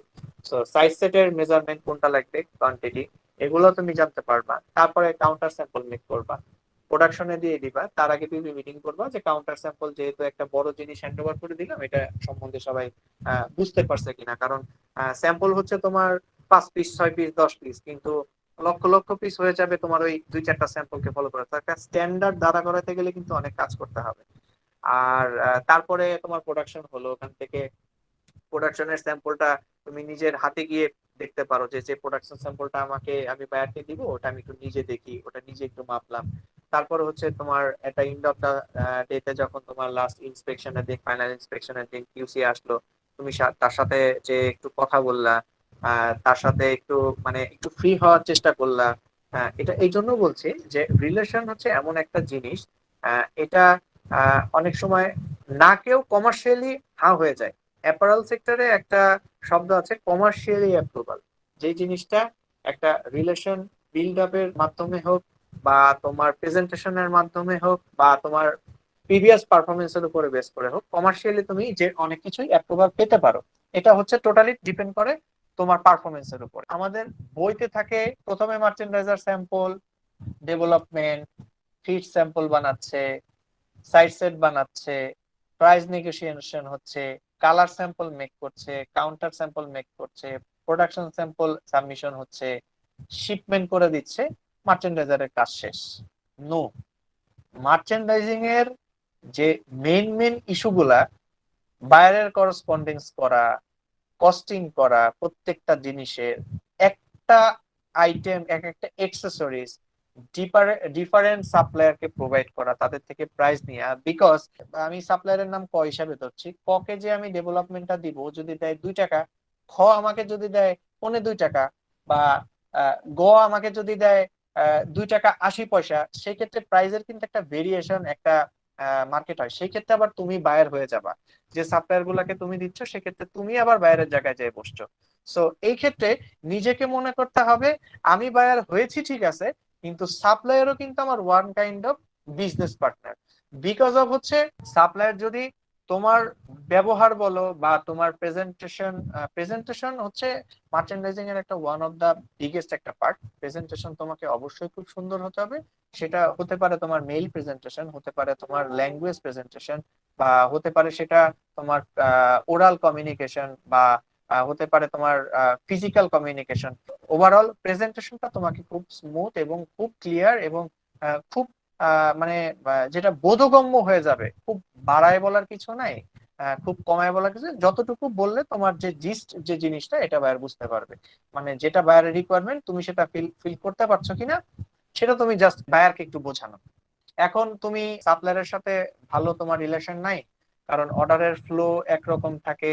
দেখা গেছে যে জানুয়ারি মাসে অর্ডারের ফ্লোটা অনেক বেশি আছে, তুমি সাপ্লায়ার তোমাকে মার্কেটিং এর জন্য, স্যার আমার একটু অর্ডার দেন, স্যার আমাকে একটু অর্ডার দেন, স্যার অর্ডার নাই, আমার ফ্যাক্টরি বন্ধ। কারণ তারও তো মার্কেটিং এর একটা ব্যাপার থাকে, সেও তো জব করে। আমি এখানে মার্চেন্ডাইজার হয়ে আমি শুধু বায়ারই ডিল করছি, নট লাইক দ্যাট। আমি যে সাপ্লায়ার ডিল করছি আমি আবার সেই সাপ্লায়ারের বায়ার। সো আমিও কিন্তু ওয়ান কাইন্ড অফ বায়ার। কিন্তু বায়ারের জায়গায় বসে অনেকে নিজেকে মনে করে যে আমি তো মার্চেন্ডাইজার, আমি তো বায়ার, আমার তো অনেক সাপ্লায়ার আছে, সো আমার দরকার নাই, সাপ্লায়ারকে গুনলাম না, সাপ্লায়ারকে ঝাড়ির উপরে রাখলাম। নো, এরকম কখনোই করা যাবে না। বায়ারের ক্ষেত্রেই হোক, সাপ্লায়ারের ক্ষেত্রেই হোক, তোমার কমিউনিকেশন, তোমার ল্যাঙ্গুয়েজ সব সময় রাখতে হবে মার্জিত।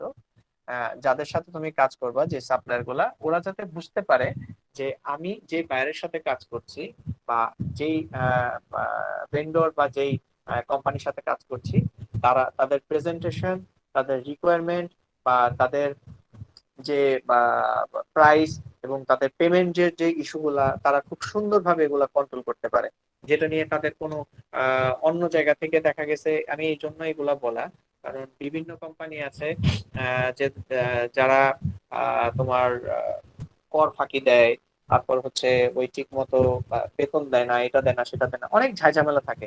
সো ওই ক্ষেত্রে দেখা গেছে যে ইফেক্টটা সার্বিক দিক দিয়ে শুধু এখানকার স্টাফ না, ওইখানকার যে সাপ্লায়ার রানিং থাকে ওদের উপরে গিয়েও পড়ে, কারণ নিজে যদি আমি না খেতে পারি, আমি সাপ্লায়ারকে তো টাকা দিতে পারবো না। তো এই সমস্ত জিনিসগুলা সাপ্লায়ারকে আবার মাথায় রাখে। তো সবকিছুই তোমার কমিউনিকেশন এবং প্রেজেন্টেশনের উপর ডিপেন্ড করবে। তোমার সাপ্লায়ার তোমাকে কিভাবে হচ্ছে তোমাকে ট্রিট করবে। আর যতগুলো আমি প্রসেস বললাম, এই প্রসেসটা নাদিম, শান্ত ওরা যখন আসছিল আমাদের ফ্যাক্টরিতে, আমি একটু ছোট মজা করে বুঝিয়ে দিয়েছিলাম যে কিভাবে একটা প্রোডাকশনের একটা ফ্লো চার্ট।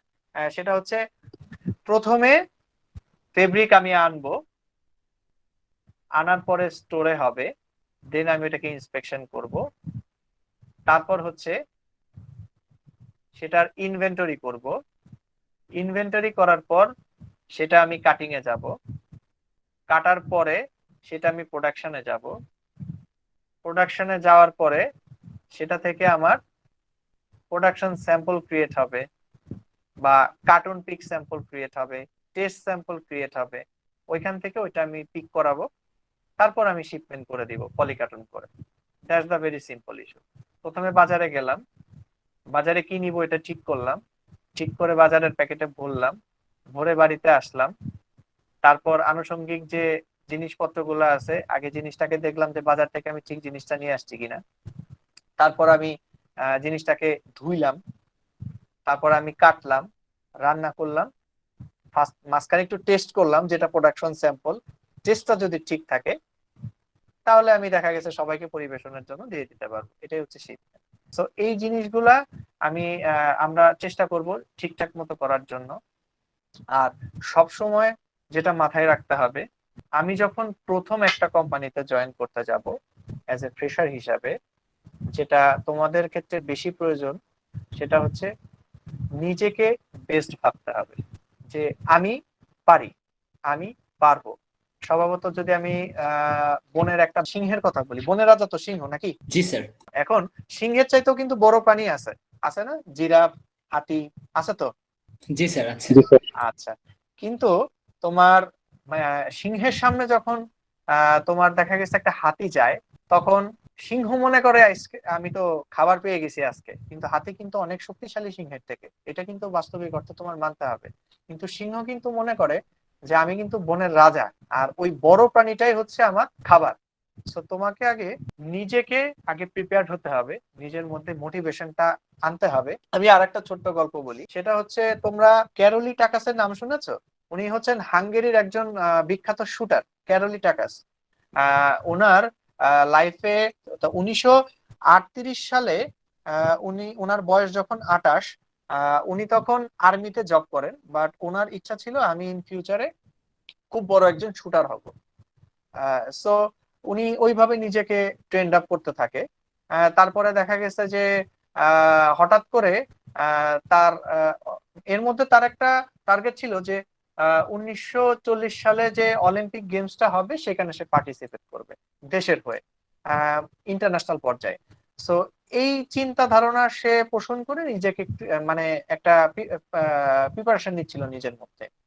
তো তারপরে কি হলো, 1938 সালে সে নিজেকে তৈরি করতে করতে হঠাৎ তাদের একটা যুদ্ধ শুরু হয়, কান্ট্রির মধ্যে একটা ইন্টারনাল যুদ্ধ শুরু হয়। সেই যুদ্ধে তার ডান হাতটা বোমাতে একদম উড়ে যায়। তারপরেও সে মনে করো যে ওই অবস্থাতে সে নিজে কিন্তু হাল ছেড়ে দেয় না। সে চেষ্টা করছে, না আমি চেষ্টা করব আমার যে বাম হাতটা আছে ওটা দিয়েই আমি দেশ সেরা না, আন্তর্জাতিক মানে শুটার হিসেবে মানুষের সামনে রিপ্রেজেন্ট করব। এই অবস্থায় 1939 সাল এরকম হবে, হ্যাঁ 39 সালে তার ন্যাশনাল পর্যায়ে একটা শুটিং প্রতিযোগিতা হয়। তো যখন সালে সে এই সমস্ত কিছু নিয়ে গবেষণা বা নিজেকে প্রিপেয়ার করছে, মোটামুটি সবাই জেনে গেছে, কারণ তখন সে দেখা গেছে জেলা ভিত্তিক ভাবে বা এলাকা ভিত্তিক ভাবে সে যখন শুটিং এ পার্টিসিপেট করতো সে ফার্স্ট হয়ে যেত। সো আস্তে আস্তে দেখা গেছে ওই পত্রিকায় আস্তে আস্তে মোটামুটি অনেকেই তার সম্বন্ধে জানে। সো 1939 সালে সে যখন ন্যাশনাল পর্যায়ে যায়, তখন সে পার্টিসিপেট যারা ছিল, দেশ সেরা যারা বাঘা বাঘা পার্টিসিপেট ছিল, তারা তখন তাকে বলছে যে তুমি আসছো আমাদের এখানে আমাদের এটা দেখার জন্য প্রতিযোগিতা। সো অনেক ধন্যবাদ, আমরা ইন্সপায়ার হইলাম যে না তুমি আসছো, তুমি এত শরীর খারাপ তারপরে তুমি আসছো। তখন সে বলছে না, আমি দেখতে আসিনি, আমি প্রতিযোগিতায় তোমাদের সাথে পার্টিসিপেট করতে আসছি। সেই সময় কিন্তু তার ডান হাতটা নাই, সে বাম হাত দিয়ে তাদের সাথে প্রতিযোগিতায় পার্টিসিপেট করে এবং সেখানে সে ফার্স্ট হয়। এর মধ্যে সে নিজেকে তো আত্মবিশ্বাস আরো বেড়ে গেছে। 1940 সালের সে তার আগে থেকে যে একটা স্বপ্ন ছিল অলিম্পিক খেলবে, আনফরচুনেটলি বিশ্বযুদ্ধের কারণে সেটা স্থগিত হয়। দেন সে তাকায় থাকে 1944 সালের দিকে, সেটাও স্থগিত হয়। 1948 সালের দিকে যে অলিম্পিকটা হবার কথা, তখন তার বয়স কত হয়েছিল এটা আমার দ্বিতীয় প্রশ্ন। 1938 সালে আমি একবার তার বয়স বলেছিলাম, 1948 সালে তার বয়স কত? এনিওয়ান? আমি এ থেকে বুঝতে পারবো যে তোমরা কতটুকু অ্যাটেন্টিভ না একঘেয়েমি হয়ে গেছে। একজন হ্যান্ড রেজ করেছে, মেহেদ ইসলাম চয়ন। So 38. 100% correct, thank you thank you. Congratulation চয়নকে আমাদের Thank you. সেকেন্ড কোশ্চেন সঠিক উত্তর দেওয়ার জন্য। তো আমার দুইটা কোশ্চেন শেষ, আর একটা কোশ্চেন আমি যে কোনো সময় করে ফেলবো। সো আমি আরেকটু সামনের দিকে যাই। সো তারপরে 1948 সালে সে অংশগ্রহণ করে, সে সোনা জেতে, তার ডান হাত নাই, বাম হাত দিয়ে শুটিং করে। 1952 সালে সে আবার অলিম্পিকে জয়েন করে। অলিম্পিকে জয়েন করার পর সে আবার ওই বাম হাতে সে পরপর টানা 2বার স্বর্ণ জয় করে। সো এটার মিনিং কি? যে আমি পারি না, আমি হয়তো পারবো না, আমি মার্চেন্ডাইজিং করতে যাব, এত কিছু ফেব্রিকের কনজাম্পশন কিভাবে আমি ধরবো, আমি ফেব্রিক কিভাবে চিনবো, ওয়াশ কিভাবে বুঝবো, টেস্টের তো কিছু জানি না, এই টেস্ট কেন করে, আমি কোন সাপ্লায়ারের সাথে কিভাবে করসপন্ডেন্স করবো, আমি ইংলিশ ফ্লুয়েন্টলি জানি না, আমার প্রেজেন্টেশন ভালো না, আমি দেখতে কালো, আমি দেখতে শর্ট, আমার মাথায় চুল নাই, এই সমস্ত জিনিস নিয়ে চিন্তা করলে হবে না। তুমি তোমার দিক থেকে বেস্ট, তোমার মাথায় এটাই সবসময় জানতে হবে। কারণ একটা জিনিস সবকিছুই তোমার হাতে, শুধু তুমি সেটাকে মনে করো যে অ্যাপ্লাই করা। মানুষের প্রতিভা প্রত্যেকটা মানুষের মধ্যেই থাকে, কিন্তু প্রতিভাকে বিকশিত করার জন্য একমাত্র কাজ করতে পারে হচ্ছে সেই পার্সনটা যার ইচ্ছা আছে ইন ফিউচারে কিছু করার। তুমি আজকে যে কাজটা করতে চাচ্ছ মার্চেন্ডাইজিং এ, যে আজকে আমি কালকে দেখা গেছে যে আমি যাব সকালবেলা মার্চেন্ডাইজিং এ, এত এত কাজ পড়ে আছে, অথচ আমার রিপ্লাই দিতে হবে উইথিন সুনেস্ট, বা আমার অনেক কাজ, বা আমি এই জিনিসটা গতকালকে আসছি, এই জিনিসটা ভুলে গেছি, বা এই জিনিসটা আমি কিভাবে করব। আমি তোমাদের ইসলাম সম্বন্ধে, যদিও আমি হিন্দু, তোমাদের ইসলাম সম্বন্ধে আমি অত কিছু অতটা জানি না, তবে ইসলামে চারটা তোমার মোটিভেশনাল চারটা ওয়ার্ড আছে, এর আগে আমি শুনেছিলাম, যেটা হচ্ছে লা তাওসান, যেটা হচ্ছে অতীত নিয়ে কখনো পড়ে থাকলে হবে না, মানে যেটা ব্যর্থ অতীত, এটা নিয়ে কখনো পড়ে থাকলে চলবে না। ভুল হতেই পারে, বুকিং এ ভুল হয়ে গেছে, হায় রে, আমি এটা নিয়েই চিন্তা করতে করতে অন্যগুলা দেখা গেছে ভুল হয়ে গেছে। তারপর হচ্ছে আরেকটা ওয়ার্ড যদি বলি, লা তাকাফ, মানে ভবিষ্যৎ যেটা আমার আসবে, ভবিষ্যৎ নিয়ে আমি কখনো চিন্তা করব না, যে আমি আজকে এটা করতেছি, ভবিষ্যতে কি আমার অর্ডার আসবে, বা ভবিষ্যতে কি আমি কাজটা করতে পারবো, বা ভবিষ্যতে কি আমি এখানে চাকরি করতেছি অ্যাসিস্ট্যান্ট হিসাবে, ফিউচারে কি আমি আদৌ জিএম বা কোম্পানির ভালো একটা পদে যাইতে পারবো, এই সমস্ত জিনিস নিয়ে চিন্তা করা যাবে না। আর তারপরে হচ্ছে লা তাকদাব, মানে চলার পথে বিভিন্ন রকম বাধা বিপত্তি যেটাই আসুক, অনেক কিছু আসবে, এটা নিয়ে পড়ে থাকা যাবে না, এটা নিয়ে তোমার মনে করো যে টেনশন করা যাবে না নিজের মধ্যে, সবকিছুই take it easy, you can do, just তোমার মাইন্ডটাকে সেট আপ করো, তুমি এটাকে করতে পারবা। আর হচ্ছে লাস্ট যেটা আছে, লা তাসকাত, যেটা হচ্ছে সৃষ্টিকর্তা, যেমন আমি হিন্দু, আমার কাছে ভগবান, তোমরা মুসলমান বা বৌদ্ধ খ্রিস্টান বা যারা আছো আল্লাহ, যাদের যেটা ইবাদত যেটাকে বলে, তার প্রতি সবসময় বিশ্বাস রাখতে হবে। আমি অত সুন্দর ভালো করে কোরআনের শব্দ বা এইগুলা আমি তোমাদের অত বলতে পারবো না, কারণ এগুলা যা দেখেছি যা আমি এর আগে শুনেছি, আমার এই এক্সপিরিয়েন্স লাইফে তোমাদের সাথে আমার সেগুলো নিয়ে শেয়ার করা। আর আরেকটা জিনিস মনে রাখবা যে আহ, একটা কাজ আমার সাথে তো আরো 3-4 জন নাই, আমার পাশে তো আরো নাই, আমি কাজটা কিভাবে করব? একটা জিনিস কিন্তু মনে রাখবা যে এক একজন বিজ্ঞানী বা ক্রিয়েটর যারা আছেন তারা বেশিরভাগই কোনো বস্তুগত হোক বা যাই হোক যারা সৃষ্টি করেছে তারা কিন্তু একজন, একা একাই। হ্যাঁ, সেই ক্ষেত্রে কি হতে পারে, যেমন ও অলভিল রাইস আর উইলভার রাইস যারা ভ্রাতৃদ্বয় ছিলেন, যারা প্লেন বানিয়েছিলেন, এখন হয়তো একটা প্লেন 2 জন বানাতে পারে না, এখন অনেকজন লাগে, অনেক টেকনিশিয়ান এটা সেটা লাগে, কিন্তু থিমটা কিন্তু দিয়ে গেছেন মাত্র 2 জন। বিভিন্ন বিজ্ঞানী যেমন আইনস্টাইনের কথা বলি, আপেক্ষিক তাপ। এক্ষেত্রে আমি একটু ছোট্ট গল্প বলি আইনস্টাইনের। আইনস্টাইন আহ তোমার ছোটবেলায় ওকে জিজ্ঞাসা করছিল যে তুমি তো আপেক্ষিক তাপ ইয়া করছো, এই আপেক্ষিক তাপটা এই জিনিসটা কি, এটা কি আমাকে একটু বুঝাই দিবা? তখন সে মজা করে বলছে, এটার থেকে সহজ কিছুই নাই, তোমরা কি কেউ বলতে পারবে আপেক্ষিক তাপটা কি? এনিওয়ান? এটা হচ্ছে আমার থার্ড কোশ্চেন। আপেক্ষিক তাপটা হচ্ছে আসলে যেমন মানে একক ভরের যদি কোনো বস্তুর মানে তাপমাত্রা যদি 1 ডিগ্রি পরিমাণ যদি বাড়াই বা কমাই, তাহলে সেটা থেকে মানে ওই বস্তু থেকে যেই তাপটা বের হয়ে যাবে বা বস্তুতে গৃহীত হবে আর কি, ওইটাকে ওই বস্তুর আপেক্ষিক তাপ বলে। উত্তরটা পুরোপুরি সঠিক হয়েছে, এটা থ্যাঙ্কস আ লট। শান্ত, তুমি ওরটা একটু লিখে রাখ। এইবার আমি এখন প্রসঙ্গে ঢুকি। আমার এই প্রশ্নটা অনেকেই হয়তো জানো, কিন্তু আমাকে যে আপু বলেছো সে হয়তো একটু কনফিডেন্টলি বলেছো যে জিনিসটা একদম তার খুব ইজি লেগেছে বলে বলেছে, বাট আমি এটা শিওর এখানে যারা আমার লাইভ দেখছো তারা অনেকেই আপেক্ষিক তাপ একটু একটু জানো।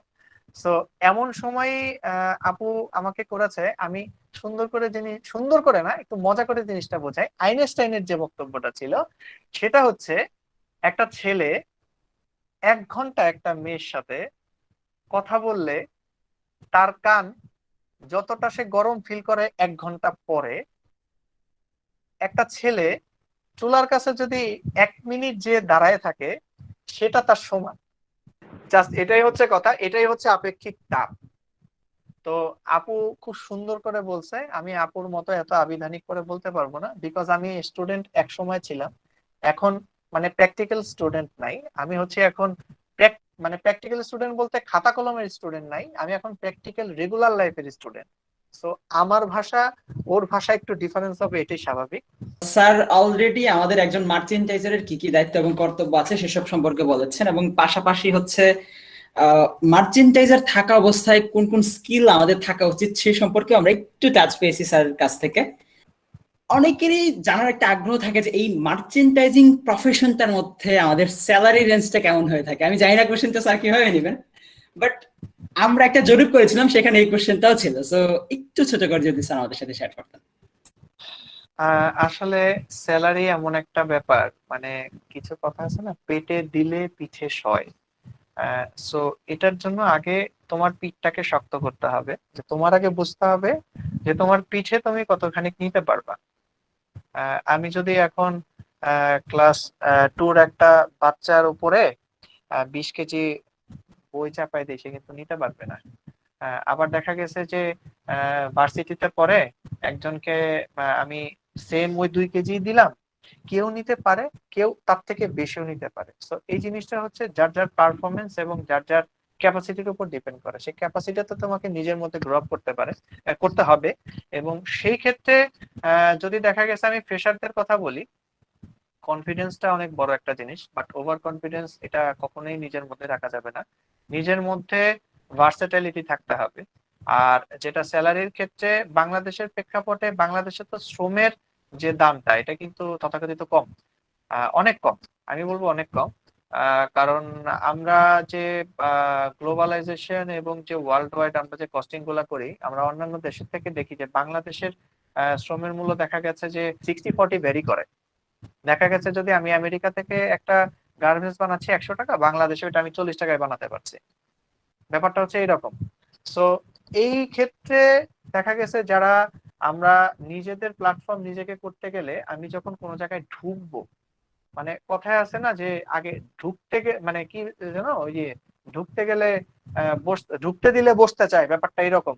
সো আগে তুমি ঢুকো, তারপরে দেখবো যে অটোমেটিক তোমার নিজের প্ল্যাটফর্ম তুমি নিজে মেক করে ফেললে ইন ফিউচারের জন্য তোমার স্যালারি রেঞ্জ কত হবে এটা তুমি নিজেই নিজে আন্দাজ করতে পারবা। যে তখন তো, কারণ তখন তুমি মার্কেট সম্বন্ধে জানবা। তুমি অ্যাজ এ স্টুডেন্ট হিসাবে তুমি এখনো তোমার কাছে কোনো, আমি ফর শিওর তোমার কাছে কোনো ধারণা নাই যে মার্চেন্ডাইজার স্যালারি রেঞ্জ কেমন, সিনিয়র মার্চেন্ডাইজার স্যালারি রেঞ্জ কেমন, একজন ট্রেনি মার্চেন্ডাইজার স্যালারি রেঞ্জ কেমন, অ্যাসিস্ট্যান্ট মার্চেন্ডাইজার স্যালারি রেঞ্জ কেমন। এটা কিন্তু ভ্যারি করে, এটা ভ্যারি করে।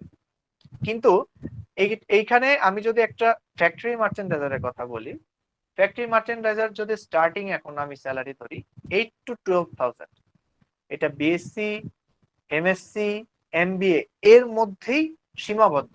তবে হ্যাঁ, বর্তমানে যেটা আমাদের চলে মামা চাচার যদি কোনো ইস্যু থাকে ভাই, সেই ক্ষেত্রে আমার এই অ্যাডভাইসের কোনো দাম নাই। মামা চাচার বিষয় হচ্ছে টোটালি আলাদা। বাট স্যালারি রেঞ্জ এখন যেটা আছে, যেটা হচ্ছে প্রফেশনাল স্যালারি রেঞ্জ, ওটা হচ্ছে 8 to 12,000 ফর এনি গ্রাজুয়েট। যেটা সে যদি এখানে দেখা গেছে কোন একটা কোম্পানিতে 1 বছর কিংবা 2 বছর মার্চেন্ডাইজার হিসাবে আছে, সেক্ষেত্রে অ্যাসিস্ট্যান্ট হিসাবে জয়েন যদি আরেক জায়গায় করে, সেক্ষেত্রে দেখা গেছে তার 5-6 হাজার টাকা তার পারফরমেন্সের উপরে বাড়বে। কিন্তু স্যালারি রেঞ্জ যেটা ঢোকার ক্ষেত্রে আমি মনে করি স্যালারি রেঞ্জটাকে কখনোই তোমার মাথায় রাখা যাবে না। তোমার আগে একটা ব্যাপার হচ্ছে নিজের মধ্যে যে কনফিডেন্সটা গ্রো করা উচিত, এটাকে সবার আগে সামনে আনতে হবে। নিজে কি পারি বা না পারি এটাকে নিজে যাচাই করে দেখতে হবে। কারণ দেখা যাচ্ছে আমরা নিজেদের এলাকাতে খুব সুন্দর ক্রিকেট খেলি, সেঞ্চুরি করি, 50 করি, বা মানে দলের সেরা ক্যাপ্টেন, অথচ যদি আমি ইন ফিউচার বাংলাদেশের চান্স পাই, অস্ট্রেলিয়ার সাথে গেলে 0 রানে আউট, ব্যাপারটা এরকম। আবার দেখা গেছে আশরাফুলের মতো প্লেয়ার আছে যারা সেঞ্চুরি করে আসছে অভিষেক ম্যাচেই। সো আমাকে আগে নিজে সেই জায়গাটায় ঢুকতে হবে। আমি যদি একটা সেক্টরে আগে চাকরিতে জয়েন না করি, আমি কিন্তু জব এনভায়রনমেন্টটা কি, ওইখানকার হোক বা আমাদের আদার্স যে পার্টিকুলার যে সেগমেন্ট গুলো আছে, প্রোডাকশনই বলো বা বায়ারই বলো বা সাপ্লায়ারই বলো বা আমাদের ম্যানেজমেন্টই বলো, সেই এনভায়রনমেন্টটাকে তাকে বুঝতে হবে। সো এই যে যে আমি বুঝতে পারছি সবকিছু, কোনো কিছু কিন্তু টাকা ছাড়া শেখা যায় না, এটা হচ্ছে অপ্রিয় বাস্তব সত্য কথা। কিন্তু জব সেক্টর এমনই একটা জিনিস, এখানে টাকা ছাড়া শেখা যায়। কিভাবে টাকা ছাড়া শেখা যায় আমি একটু বলি। একজন ট্রেনি মার্চেন্ডাইজার হিসাবে যদি 8 থেকে 12 হাজার টাকা কেউ স্যালারি উইথড্র করতে পারে, সো সেখানে কিন্তু সে বেতনটাকে প্রায়োরিটি না দিয়ে, স্যালারিটাকে প্রায়োরিটি না দিয়ে, সে তার কাজটাকে এখানে প্রায়োরিটি দেওয়া উচিত। কারণ আমি শিখতে গেছি, এইখানে কোনো ইগো রাখা চলবে না। কারণ আমি যদি দেখা গেছে, আমি ব্যঞ্জন বর্ণের কথায় আবার ফিরে যাই, আমি নিজে ব্যঞ্জন বর্ণ জানি না, সেখানে যদি আমার ভাতিজা বা ছোট ভাগিনা বা ভাতিজা বা যারাই বলি হোয়াট এভার, তাকে যদি আমি আস্কিং করে সেটা জানতে পারি, সেটা কিন্তু আমার নলেজটা বাড়লো। সেই ক্ষেত্রে আমি যদি আমার এই রিলেটিভদের যাদের কথা বললাম, সেই ক্ষেত্রে আমি যদি আমার প্রোডাকশনের একজন ইলিটারেট পার্সনকেও বসাই, সে হাতে কলমে যে জিনিসটা প্র্যাকটিক্যালি জানে, আমি সেটা জানি না, কারণ আমি বই পড়ে শিক্ষিত আর তার প্র্যাকটিক্যাল করে শিক্ষিত। যেই ব্যাপারটা আমি আজকে তোমাদের সাথে আলাপ করছি, যেটা হচ্ছে তোমরা বই পড়ে মার্চেন্ডাইজিং এর ফ্লো চার্ট মুখস্থ করছো, আর আমি তোমাদের আজকে ফেস টু ফেস মার্চেন্ডাইজিং এর ফ্লো চার্ট তোমাদের সামনে প্রেজেন্ট করে ধরলাম। আমার কাছে কিন্তু কোনো বইও নাই, আমি কিন্তু জানিও না বইতে কি আছে, কারণ আমি যখন পড়ে আসছি 2011-12 সালের কথা, এই প্রশ্নের উত্তর বা এই প্রশ্ন নিয়ে অ্যানালাইসিস আজকে থেকে আর 8-10 বছর আগের কথা। সো আমি এই জিনিসগুলো এখন বলতে পারছি কি মুখস্থ করতে করতে না, প্র্যাকটিক্যাল দেখতে দেখতে। সো তোমার যদি প্র্যাকটিক্যাল নলেজ গেদার করতে হয়, আমার রিকোয়েস্ট থাকবে, ভাই হও বা আপু হও, please whatever the salary range, you just join. এটা হোক তোমার নিজের জ্ঞানের পরিধি বাড়ার জন্য, হোক তোমার লাইফে কিছু ভালো কিছু অ্যাচিভ করার জন্য একটা first step, whatever you can take.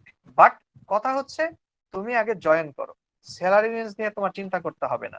আমি তোমাকে একটু সিম্পল আমার পার্সোনাল, আমি তো কোনো এক্সপিরিয়েন্স এখনো শেয়ার করি নাই, মানে এক্সপিরিয়েন্স বলতে যেটা প্র্যাকটিক্যাল এক্সপিরিয়েন্স, যেটা তোমাদের সাথে একটু স্টোরি আকারে শেয়ার করতে পারি। আমি ভাইবা দিতে গেছি ওইখানে, এটা খুব বেশি দিনের কথা না, খুব বেশি রিসেন্টলি আমি সিভি ড্রপ করলাম সকাল 10:30 না 11:30 বাজে। ওদের ওই দিনই হচ্ছে রিক্রুটমেন্টের প্রথম ডেট শুরু, ওদের লাস্ট ডেট ছিল হয়তো এন্ড অফ নভেম্বর। আমি গত 2 সপ্তাহের কথা বলছি, হয়তো 26-27 তারিখে এমন টাইমে সিভি ড্রপ করলাম।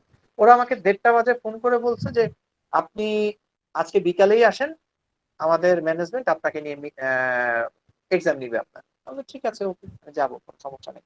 আমার কোনো প্রিপারেশন নাই, আমি কাজ করতেছি, কারণ আমার তো অনেক টাস্ক।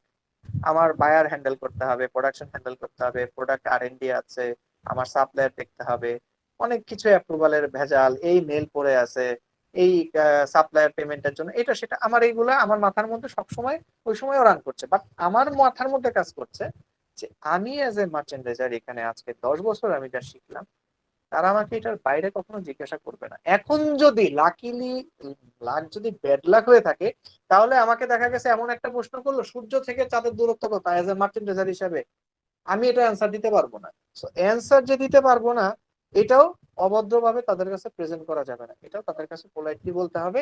সো আমি ওইদিকে যাব না, এটা হচ্ছে একটা ইন্টারভিউ পার্ট। সো এখানে আমি গেলাম, রীতিমতো রিটেন এক্সাম দিলাম। রিটার্ন এক্সাম দিয়ে তারা সঙ্গে সঙ্গে আমাকে আধা ঘন্টা পরে আমাকে রিসিপশনে বসার জন্য বললেন। আধা ঘন্টা পরে আমাকে ম্যানেজার, ওইখানকার GM আমাকে ডেকে পাঠালেন, যে আপনি আসেন, আপনার ফাইলপত্র সব দেখা হয়ে গেছে। ওইখানে আমি গেলাম, যে আমাকে প্রায় 1.5 ঘন্টা চুলচেরা বিশ্লেষণ করলো, মানে আমার জন্ম থেকে শুরু করে আমার কর্মজীবন, আমি কি জানি না জানি, এটা কেমনে হয় সেটা কেমনে হয় জিজ্ঞাসা করার পরে তখন তারা আমাকে এক্সপেকটেশন বললো স্যালারি। আমি একটা আমার এক্সপেকটেশন বলে দিলাম, সেটা আমি তোমাদের কাছে না বলি। মাঝখানে আমি একটা কথা তোমাদের শেয়ার করতে ভুলে গেছি। আমি যখন 1:30 বাজে আমাকে ফোন করে বললো যে আপনি আসেন, আপনাকে আমাকে ডাকছে, আমাদের ম্যানেজমেন্ট থেকে আপনাকে ইনভাইট করেছে ইন্টারভিউ এর জন্য। আমি যেখানে এখন আছি 10 বছর চলে, আমি কয়েকটা ইন্টারভিউ ফেস করেছি, বাট এত অল্প সময়ে আমাকে কেউ ডাকে নাই। যে 11:30 বাজে CV দিলাম, 1:30 বাজে তারা ফোন করে বললো যে আসেন, আপনি ইন্টারভিউর জন্য আমার ম্যানেজমেন্ট আপনাকে ডেকেছে, আপনি এখানে এসে এক্সাম দিয়ে যান। সো আমি ওইখানে প্রিপেয়ার্ড হয়ে গেছি যে আমি যাচ্ছি, তারা প্রশ্ন করবে, জানলে আমার জানাটা তাকে জানাবো, না জানলে তাদের কাছে আমি উত্তরটা জেনে আসবো। এটাই হচ্ছে আমার টিম। আমি একটা নতুন ফ্যাক্টরিতে যাচ্ছি, ফ্যাক্টরির ম্যানেজমেন্ট কেমন, ফ্যাক্টরির লোকগুলা কেমন, ফ্যাক্টরি কিভাবে ডেস্ক অ্যারেঞ্জ করে রেখেছে, আমি যে ম্যানেজমেন্টের সামনে গিয়ে বসবো তাদের মেন্টালিটি কেমন, এইগুলা হচ্ছে একটা এক্সপিরিয়েন্সের খাতায় আমি আমার মনের মধ্যে আগে নিয়ে অফিস থেকে লিভ করে আমি ওই অফিসে ইন্টারভিউ দিতে গেছি।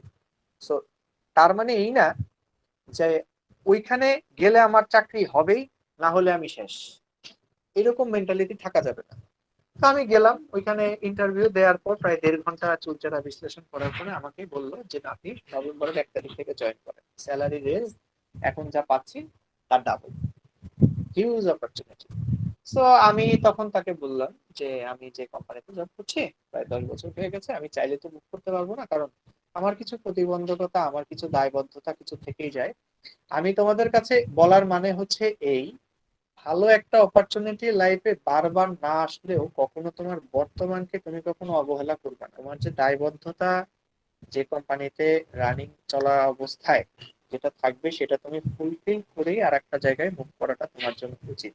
এটা তোমার হচ্ছে ব্যক্তিত্ব বলো, তোমার নিজের কনফিডেন্স বলো, যে না আমি একটা জায়গায় কাজ করছি, আমার কিছু দায়িত্ব ছিল, আমি এইগুলা সবকিছু তাদেরকে বুঝিয়ে দিয়ে তারপরে আমি আসবো। সে হুট করে আমি ডাবল টাকা স্যালারি অফার পেলাম, হুট করে চলে গেলাম। আর বর্তমানে আমি যে 10 বছর যাবত যে কোম্পানিতে জব করছি, আমি সেই কোম্পানিকে বললাম আমি আসবো না, বা মিথ্যা কথা বললাম আমার জ্বর হয়েছে, এটা হয়েছে, আমার এটা সেটা এক্সেট্রা ব্লা ব্লা ব্লা ব্লা। আমার কিন্তু আগেও কোম্পানিটা, বেশ কয়েকটা কোম্পানিতে ইন্টারভিউ দিয়েছি, ভাইবা ডেকেছেন, মামা চাচা খালুর জোরে হয়তো আমি কিছু জায়গায় মিট করেছি, কিছু জায়গায় পাইনি, আবার পরে নিজে ডিসিশন চেঞ্জ করে ফেলছি যে না এটা আমার ভালো লাগে না, যাবো না, লাইক এরকম হয়েছে। সো এটা হচ্ছে আমার পার্সোনাল। এখন তোমার কাছে আমার প্রশ্ন, এটা 4 নাম্বার প্রশ্ন, এটার জন্য কোনো আমি গিফট তোমাদের দিব না। আমার তোমাদের কাছে আমার প্রশ্ন হচ্ছে এটাই, এজ এ মার্চেন্ডাইজার হিসাবে আমাদের স্যালারি এক্সপেকটেশন কত, এত কিছু তোমাদের বোঝায় বলার পরও যদি কেউ বলতে পারো প্লিজ। এটার জন্য কোনো কুইজ না, এটা কোনো মানে গিফটও থাকবে না, জাস্ট আমি তোমাদের কাছে একটা ASCII, assistant merchandiser what ever trainee merchandiser হিসাবে তোমাদের স্যালারি এক্সপেকটেশন কত, একটা ট্রিক কোশ্চেন। স্যার একজন হ্যান্ড রেজ করেছেন, মিস্টার মনির। প্লিজ। জি, আমি আপনাকে সুযোগ দিচ্ছি। জি, 10,000। আর কেউ? আরেকজনকে দেখতে পাচ্ছি, মোহাম্মদ কাউসার হোসাইন, আমি আপনাকে সুযোগ দিচ্ছি। আপনার অ্যান্সারটা দেওয়ার জন্য। একজন অ্যাসিস্ট্যান্ট মার্চেন্ডাইজার হিসেবে 20+ হওয়ার কথা, কারণ হচ্ছে একজন ট্রেনি মার্চেন্ডাইজার হিসেবে যদি 8 থেকে 12 হাজার টাকা স্যালারিতে ঢুকে, সেক্ষেত্রে হচ্ছে যে যখন অ্যাসিস্ট্যান্ট মার্চেন্ডাইজার হবে তার এমনিতেই 20+ বা 30-র আশেপাশে। সো আমাদের এখানে আরেকজন হ্যান্ড রেজ করেছেন, মোহাম্মদ ইমন হোসেন। আমি আপনাকে রিকোয়েস্ট করছি আপনার অ্যান্সারটা দেওয়ার জন্য। Sir 20 to 25 assistant merchandiser.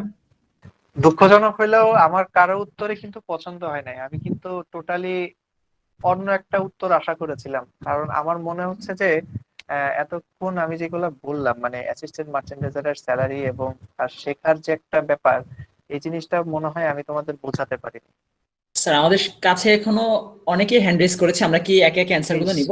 Please please please. Mohammad হাসনাইনকে আমরা দেখতে পাচ্ছি, তো আমি তাকে রিকোয়েস্ট করছি তার অ্যান্সারটা জানানোর জন্য। জি ভাই, আমার কাছে মনে হইতেছে অ্যাটলিস্ট 15,000, মানে 15,000। ওকে, আর কেউ? মোহাম্মদ আরিফুজ্জামান। স্যার আমার মনে হয় এটা 15 থেকে 20 হাজার রেঞ্জে হওয়া উচিত। Syeda Maliha Fairuz. I think 15 to 20,000 or less than 15. মেহেদি ইসলাম চয়ন। স্যার আমার মনে হয় 50+ হওয়া উচিত, কারণ গার্মেন্টসের প্রফিটের পরিমাণটা অনেক বেশি থাকে, আর গার্মেন্টসের আরেকটা সাইড হচ্ছে মার্কেটিং। তো সবচেয়ে বেশি সেল করার ক্যাপাবিলিটি যার আছে, সবচেয়ে বেশি ম্যানেজ করার ক্যাপাবিলিটি যার আছে, তো ওকে অনেক বেশি স্যালারি দেওয়াই উচিত। আমরা নতুন করে আর কাউকে দেখতে পাচ্ছি না হ্যান্ড রেজ করতে। সো স্যার আমরা আপনাদেরকে, আচ্ছা ঠিক আছে, কাউসার হোসেন আপনাকে সুযোগ দিচ্ছি। একজন ট্রেনি মার্চেন্ডাইজার বা অ্যাসিস্ট্যান্ট মার্চেন্ডাইজার হিসেবে আমাদের স্যালারিতে ফোকাস না করে আমাদের ওই সময়টা মেবি চারদিকের এক্সপেরিয়েন্স গেইন করার বিষয়ে ফোকাস করা উচিত। ভাই আপনি কে? আপনার আপনার আপনার নামটা একটু আমি শুনতে চাই। কাউসার হোসেন। ভাই আমি আপনাকে সেলুট করলাম। Thank you so much sir. আমি সেলুট করলাম। আমার বলার মিনিংটা এতক্ষণ এটাই আমি বুঝাইছি ভাই, তোমরা কি শিখো। অ্যাসিস্ট্যান্ট মার্চেন্ডাইজার হয়ে কিন্তু বাড়িতে বিল্ডিং দিতে পারবা না। অ্যাসিস্ট্যান্ট মার্চেন্ডাইজার হয়ে কিন্তু বউকে সোনা দিতে পারবা না। অ্যাসিস্ট্যান্ট মার্চেন্ডাইজার হয়ে কিন্তু তুমি দেশ বিদেশ ট্রাভেল করতে পারবা না। 15,000 পাইলেও পারবা না, 20,000 পাইলেও পারবা না, 25,000 পাইলেও পারবা না। তো তোমাদের স্যালারি নিয়ে তো টেনশন কেন? স্যালারি নিয়ে কেন তোমরা ভাববা আমাকে একটু বলো। এখন সেই ক্ষেত্রে আমি যদি বলি যে একজন হতদরিদ্র ফ্যামিলি থেকে আসছে, কোনো মতে বিএসসি টেক্সটাইল বা একটা এমবিএ করা স্টুডেন্ট, বাড়িতে টাকা পাঠাতে হবে, এগুলো তো ঠিক আছে, আমি সেটা রাখলাম। কিন্তু আলটিমেটলি কি, অ্যাসিস্ট্যান্ট মার্চেন্ডাইজার তো একদম জীবনে বড় হবে, সে তো জীবনে তার শেখার কোনো শেষ নাই, তার তো শুরু। তুমি যদি আগে টাকার দিকে, টাকাটা আগে ফোকাস করো, তাহলে তো তুমি শিখতে পারবা না। আমি যে আমার এত সুন্দর একটা এক্সপিরিয়েন্স তোমাদের শেয়ার করলাম, একদম জলজ্যান্ত একটা এক্সপিরিয়েন্স, যে আমাকে ডাবল টাকা অফার করার পরেও আমি কিন্তু গেলাম না। কেন গেলাম না? আমার প্রতিবন্ধকতা ছিল, আমার ডিউটি আমাকে যেতে দেয় নাই। আমি তোমাদের বলছি যে তোমরা আগে শিখো। না শিখে তোমাদের এক্সপেকটেশন যদি আগে ফোকাস থাকে স্যালারির দিকে, তোমরা ফিউচারে টাকা পাবা।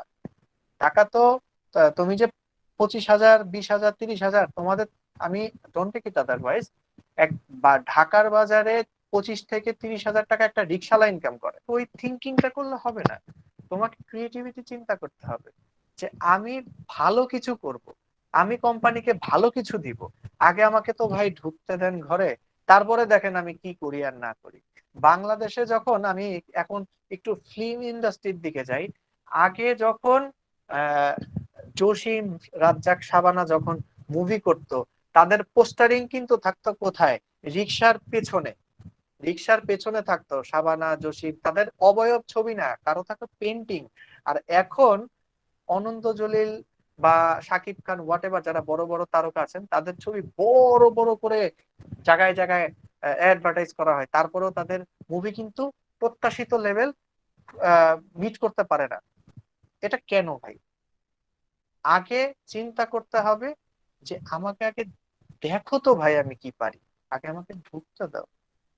আমি যদি কাজ পারি, আমি ডিমান্ড ক্রিয়েট করব, কোম্পানি আমাকে বলবে তুমি কত টাকা হইলে আমাদের কোম্পানিতে থাকবা।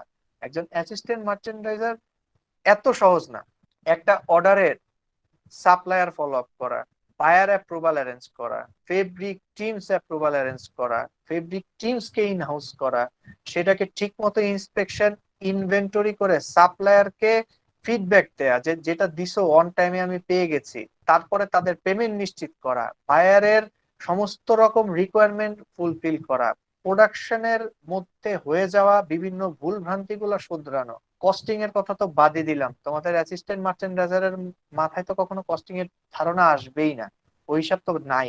তাহলে তো মনে করো যে যখন কস্টিং এর চিন্তা থাকবে তখন তো দেখবা চোখে সর্ষের ফুল। তো তোমাকে আমি 15,000 টাকা না, তোমাকে আমি 50,000 টাকা দিলাম, বাট তুমি অ্যাজ এ অ্যাসিস্ট্যান্ট মার্চেন্ডাইজার হিসেবে জয়েন করে সোয়াস বোর্ড কিভাবে বানাবো সেটাই তুমি শিখতে পারলা না, তাহলে বেনিফিটটা কোথায়? সো তোমরা কেন আগে স্যালারির দিকে ফোকাস করছো? প্লিজ, এটা আমার রিকোয়েস্ট থাকবে, আগে তোমরা ভাই ঢুকো। এখন বাজারে এক্সপিরিয়েন্স ছাড়া কোনো চাকরি হয় না, এটা হচ্ছে সবচেয়ে নির্মম অপ্রিয় বাস্তব সত্য কথা। কথাটা কি সত্যি কি না মিথ্যা বলো? জি স্যার, অবশ্যই সত্যি। সেই ক্ষেত্রে যদি তুমি 15,000, 20,000, এক ভাইয়া বলছে 50,000, আমি জানি না কোন ইথিক্স থেকে বলছে, ওর তার ইথিক্সকে আমি রেসপেক্ট করি, হয়তো তার মনে এই ধারণাটা ছিল। তো আমি মানে পয়েন্ট অফ ভিউ থেকে দেখি যে এতটা এক্সপেকটেশন আমি কেন করব? আমি কি মার্চেন্ডাইজিং জন্মের পর থেকেই করে আসতেছি ভাই? আমি যা দিবেন মার্চেন্ডাইজিং এ আমি একটা কর্পোরেট লেভেলে জব করা কি ভাই এতটা সোজা? বই খাতাতে কখনো লেখা থাকবে না যে ইন্টারভিউ বোর্ডে আপনি যাবেন, ইন্টারভিউ বোর্ডে গিয়ে টাই পরে যাবেন নাকি টাই ছাড়া যাবেন, ইন করে যাবেন, শার্ট পরে যাবেন না ব্লেজারের ভিতর ওয়েস্ট কোট পরে যাবেন, কখনো লেখা থাকে না। বইতে লেখা থাকে আপেক্ষিক তাপ কি, বইতে লেখা থাকে মার্চেন্ডাইজিং এর ফ্লো চার্ট কি, বইতে লেখা থাকে ফেব্রিকের কনজাম্পশন কি, কিন্তু প্র্যাকটিক্যালি তো কখনো ধরেই দেখেন নাই আপনি জিনিস। সো আপনার কাছে যে প্র্যাকটিক্যাল নলেজ নাই, আপনি কিসের উপর এক জায়গায় ডিমান্ড করবেন যে আমাকে এত টাকা দাও? হ্যাঁ, সেই ক্ষেত্রে দেখা যাচ্ছে অ্যাসিস্ট্যান্ট মার্চেন্ডাইজার যদি এক্সপিরিয়েন্স 2-3 বছর কিছু নলেজ গেদার করে নিয়ে আর একটা কোম্পানিতে যদি অ্যাসিস্ট্যান্ট মার্চেন্ডাইজার হিসেবে জয়েন করে, সেক্ষেত্রে সুইস হিসাবে সে কিছু টাকা বেশি ডিমান্ড করতে পারে। সেই ক্ষেত্রে তার নিজের কনফিডেন্স লেভেলটা যখন থাকে যে না আমি কিছু পারি, অর্ডিনারি কালকে জয়েন করা মার্চেন্ডাইজার থেকে I know something new, I know something different, I know something more, সেই ক্ষেত্রে এগুলা ডিমান্ড করাটা মানে ঠিকঠাক। কিন্তু আমি ঢুকলাম গতকালকে অ্যাজ এ ফ্রেশার হিসেবে, আমি আজকে এক্সপেকটেশন করে গেলাম, আজকে ইন্টারভিউ বোর্ডে জিজ্ঞাসা করলে আমি বলবো আমার স্যালারি এক্সপেকটেশন 15 থেকে 20,000। আরে ভাই, 15 থেকে 20,000 তুমি যদি আগে salary expectation as a fresher হিসেবে তাকে বলো, তোমাকে যদি জিজ্ঞাসা করে জীবনে কোথাও কাজ করছো, না স্যার, তুমি তাদের কোশ্চেনের অ্যান্সার দিবা না স্যার, তোমাকে কিভাবে তারা অ্যান্সার দিবে? Okay sir. স্যার আমি একটু ইন্টারাপ্ট করতে চাই, সেটা হচ্ছে যে Sure. আমার যেটা মনে হয় সেটা হচ্ছে যে আমাদের মার্চেন্টাইজিং বলি আর যে জবই বলি, আমাদের আউটপুটের দিকে ফোকাসটা না করে ইনপুটের দিকে ফোকাস করা উচিত, যে আমি আরেকজনকে কতটা দিতে পারছি, এবং এইটা যখন আমরা এনশিওর Right. করতে পারবো তখন কিন্তু আউটপুট রাইট, আলটিমেটলি আসবে। আলটিমেটলি আসবে, নিজের মধ্যেও কনফিডেন্স লেভেলটা আগে মানে আস্তে আস্তে বাড়বে, তখন তুমি তোমার চাহিদা মতো স্যালারি রেঞ্জে অ্যাসিস্ট্যান্ট মার্চেন্ডাইজার হোক, সিনিয়র মার্চেন্ডাইজার হোক, তুমি যখন সুইচ করবা তখন তোমার স্যালারি রেঞ্জটা আস্তে আস্তে বাড়বে। এখন যদি আমি চিন্তা করি আমি আজকে এমবিএ করে গেছি, 20,000 কমে যদি চাকরি পাই, আমার এলাকার বন্ধু বান্ধব বা এলাকার ভাই ব্রাদার বা ভার্সিটির আদার্স ফ্রেন্ড সার্কেল আমাকে নিয়ে উপহাস করবে, কিরে এমবিএ করে 10,000 12,000 টাকা দামে চাকরি করছিস। না, তোমাকে আগে কাজ শিখতে হবে। আগে কাজ শিখে তুমি যে কিছু জানো, you have to prove that. তোমাকে এক জায়গায় গেলে তোমাকে পাত্তা তখনই দিবে যখন তুমি দেখাইতে পারবা যে তোমার মধ্যে ব্যতিক্রম কিছু আছে যা অর্ডিনারি পার্সন গুলোর মধ্যে নেই। সো তুমি আগে চিন্তা করো স্যালারির দিকে না, আগে আমি কি পারি কি পারি না, কি শিখতে আসছিলাম, কি শেখা উচিত আর কি শিখছি। অ্যাসিস্ট্যান্ট মার্চেন্ডাইজার এমনই একটা জিনিস, অনেক কষ্ট। অ্যাসিস্ট্যান্ট মার্চেন্ডাইজিং অনেকে সার্ভাইভ করতে পারে না। মার্চেন্ডাইজিং এ আমার এখনো নিজের দেখা অনেকেই আছে যারা মার্চেন্ডাইজিং জব শুরু করে অ্যাসিস্ট্যান্ট মার্চেন্ডাইজার থেকে 1-1.5 বছর পরে সে পুরো জবের ট্র্যাকই চেঞ্জ করে ফেলছে। আমি মার্চেন্ডাইজার, তোমরা বলছো স্যালারি রেঞ্জের কথা, এমন মার্চেন্ডাইজারদের নাইট করতে হয়, যদি ফ্যাক্টরি বেস হয় নাইট করতে হয়। তখন সম্ভবত 2014 কিংবা 15 সালে এরকম রোজার মাসের 27 রোজার দিন আমি ওয়াশিং ফ্যাক্টরিতে নাইট করলাম। ওয়াশিং ফ্যাক্টরিতে আমি গেছি হাঁটু পানি, জাস্ট গাড়ি তো তখন যাওয়ার প্রশ্নই আসে না, তেজগাঁতে আমি একটা ফ্যাক্টরিতে আমি নাম বলবো না, ওইখানে আমি নাইট করেছি 27 রোজার দিন। 28 রোজা পড়ে গেল, সকালবেলা ওয়াশ গুডসকে আমি ফ্যাক্টরিতে ঢুকালাম, ওইটা আমি পুরো প্যাকিং হলো, ইন্সপেকশন হলো। সেম 28 তারিখে যেদিন আমার লাস্ট অফিস, আমি আগের দিন কিন্তু নাইট করে আসছি, লাস্ট অফিস আমার গুডস 8:30 বাজে বাইং হাউসের কিউসি রিজেক্ট দিয়ে দিল। সেই গুডস আমি কমার্শিয়াল অ্যাপ্রুভাল করার জন্য ওই রাত্রে গুডস নিয়ে আমি আবার মালিবাগ থেকে গুলশানে আমার যেতে হয়, প্রচন্ড রকম বৃষ্টি সেখানে। তারপরে তারা বায়ারের সাথে ভিসি কনফারেন্স করে 9:45 বাজে আমাকে অ্যাপ্রুভালটা দেয়, কিন্তু তখন তো আমার বাড়ির উদ্দেশ্যে যাওয়ার কথা, because that was the last day before Eid. After all নিজের কনফিডেন্স থেকে, নিজের প্রেজেন্টেশন থেকে আমি জার্মানির বায়ারকে বোঝাতে সক্ষম হয়েছিলাম যে না, আমি যেটা করতে পারছি, this is our best at this current situation, please accept my proposal, accept my sample range, quality range please. তখন তারা সন্তুষ্ট হয়ে ঠিক আছে, you can ship the goods commercially. So তোমাকে আগে নিজের গোল ঠিক করতে হবে যে আমি এই জিনিসটা জানবো, এই জিনিসটা শিখবো, আমাকে এর জন্য নাইট করতে হবে, আমাকে এর জন্য দেখা গেছে সকাল 7টা বাজে উঠছি, সারাটা দিন এমনও গেছে আমি রাত 1:30 কিংবা 2টা বাজে অফিসের গাড়ি দিয়ে দিয়েছে, অফিসের গাড়ির পিছের ডিকিতে, বেশি দিন আগের কথা না, 17 কিংবা 18 সালের কথাই বলি, খুব আগের কথা না, আমি গাড়ির পিছের ডিকিতে প্রাইভেট কারে করে অফিসের গাড়ি নিয়ে আসছি, ওইখানে দেখা গেছে আমাকে ফেব্রিকের রোল দিয়ে দিছে 10টা, রাত বাজে 1:30। তখন আমি আসছি কোত্থেকে, গাজীপুর কোনাবাড়ি থেকে। সো এই জিনিসগুলা তোমাদের আগে মাথায় রাখতে হবে, অনেক কিছু শেখার আছে, অনেক কিছু বোঝার আছে, সবকিছু এট এ টাইম একসাথে করা পসিবল না। আমি আজকে মার্চেন্ডাইজিং নিয়ে তোমাদের সাথে আলাপ করতে আসছি, সময় ছিল রাত 10টা বাজে, এখন অব্দি আমার কিছুই বলা হয়নি। বলা যায় যে আমি 10 ভাগের মাত্র 2 ভাগ শেয়ার করতে পেরেছি, আরো 8 ভাগ আমার কাছে রয়ে গেছে। কারণ এই নলেজটা এমন যে আমি যত তোমাদের দিব আমার থেকে তত বেরোবে, কারণ আমি রেগুলার প্রতিনিয়ত এটা করছি, আর এটার জন্য আমাকে এক্সট্রা কোনো প্রিপারেশন নিতে হয় নাই। সো কেন হয় নাই, আমি তোমাদের সামনে কোনো ইন্টারভিউ ভাইবা দিতে বসি নাই যেটা নিয়ে আমার আগে পরীক্ষার আগের দিন যেটা আমাদের টেনশন হয়, পাস করবো না ফেল করবো, আমার তো ওই থিঙ্কিংটা নাই। আমি তোমাদের সামনে আসছি, তোমাদের যদি আমার থেকে কিছু যদি তুমি শিখতে পারো, এটা তোমার লাভ। আমি যদি তোমাদের কিছু দিতে পারি, তাহলে আমার পুরানো এক্সপিরিয়েন্সটা রিভিউ হয়ে গেল। আমার যদি তোমাদের সাথে কথা বলতে গিয়ে কোনো জায়গায় একটা ভুল ভ্রান্তি হয়ে যায়, সো ইন ফিউচার যদি কখনো কোথাও আমি বলার সুযোগ পাই, তখন আমি সেটাকে আবার শুধরাই নিই। প্রত্যেকটা জায়গা থেকেই শেখার কিছু আছে। তো আমি অবশ্যই স্যার, আমরাও আপনার সাথে সম্পূর্ণভাবে একমত। স্যার অলরেডি আমরা 10টা 35 মিনিটে অবস্থান করছি, তো হ্যাঁ আমি আর এই বাড়াবো না পর্যায়ে কথা। আসলে স্যার আমরা আপনার সম্পর্কে কিছু জানতে চাই, খুব ছোট করে, কারণ আমরা অলরেডি 35 মিনিটস এক্সট্রা নিয়ে ফেলেছি। তো আমরা খুব সংক্ষেপে আপনার সম্পর্কে জেনে তারপর হচ্ছে কারোর যদি এর বাইরে কিছু বলার থাকে তাহলে সেই প্রশ্নোত্তর পর্বটা শেষ করে খুবই অল্প সময়ের মধ্যে আমরা স্যার শেষ করে দিতে যাচ্ছি। রাইট, ওকে, আমি আর বেশি সময় নিব না, কারণ কথা বলতে গেলে অনেক কথা আসতে পারবে, এটাই স্বাভাবিক। আর এইখানে যারা এতক্ষণ ধৈর্য ধরে আমার বক বক শুনছো, এটার জন্য থ্যাঙ্কফুল।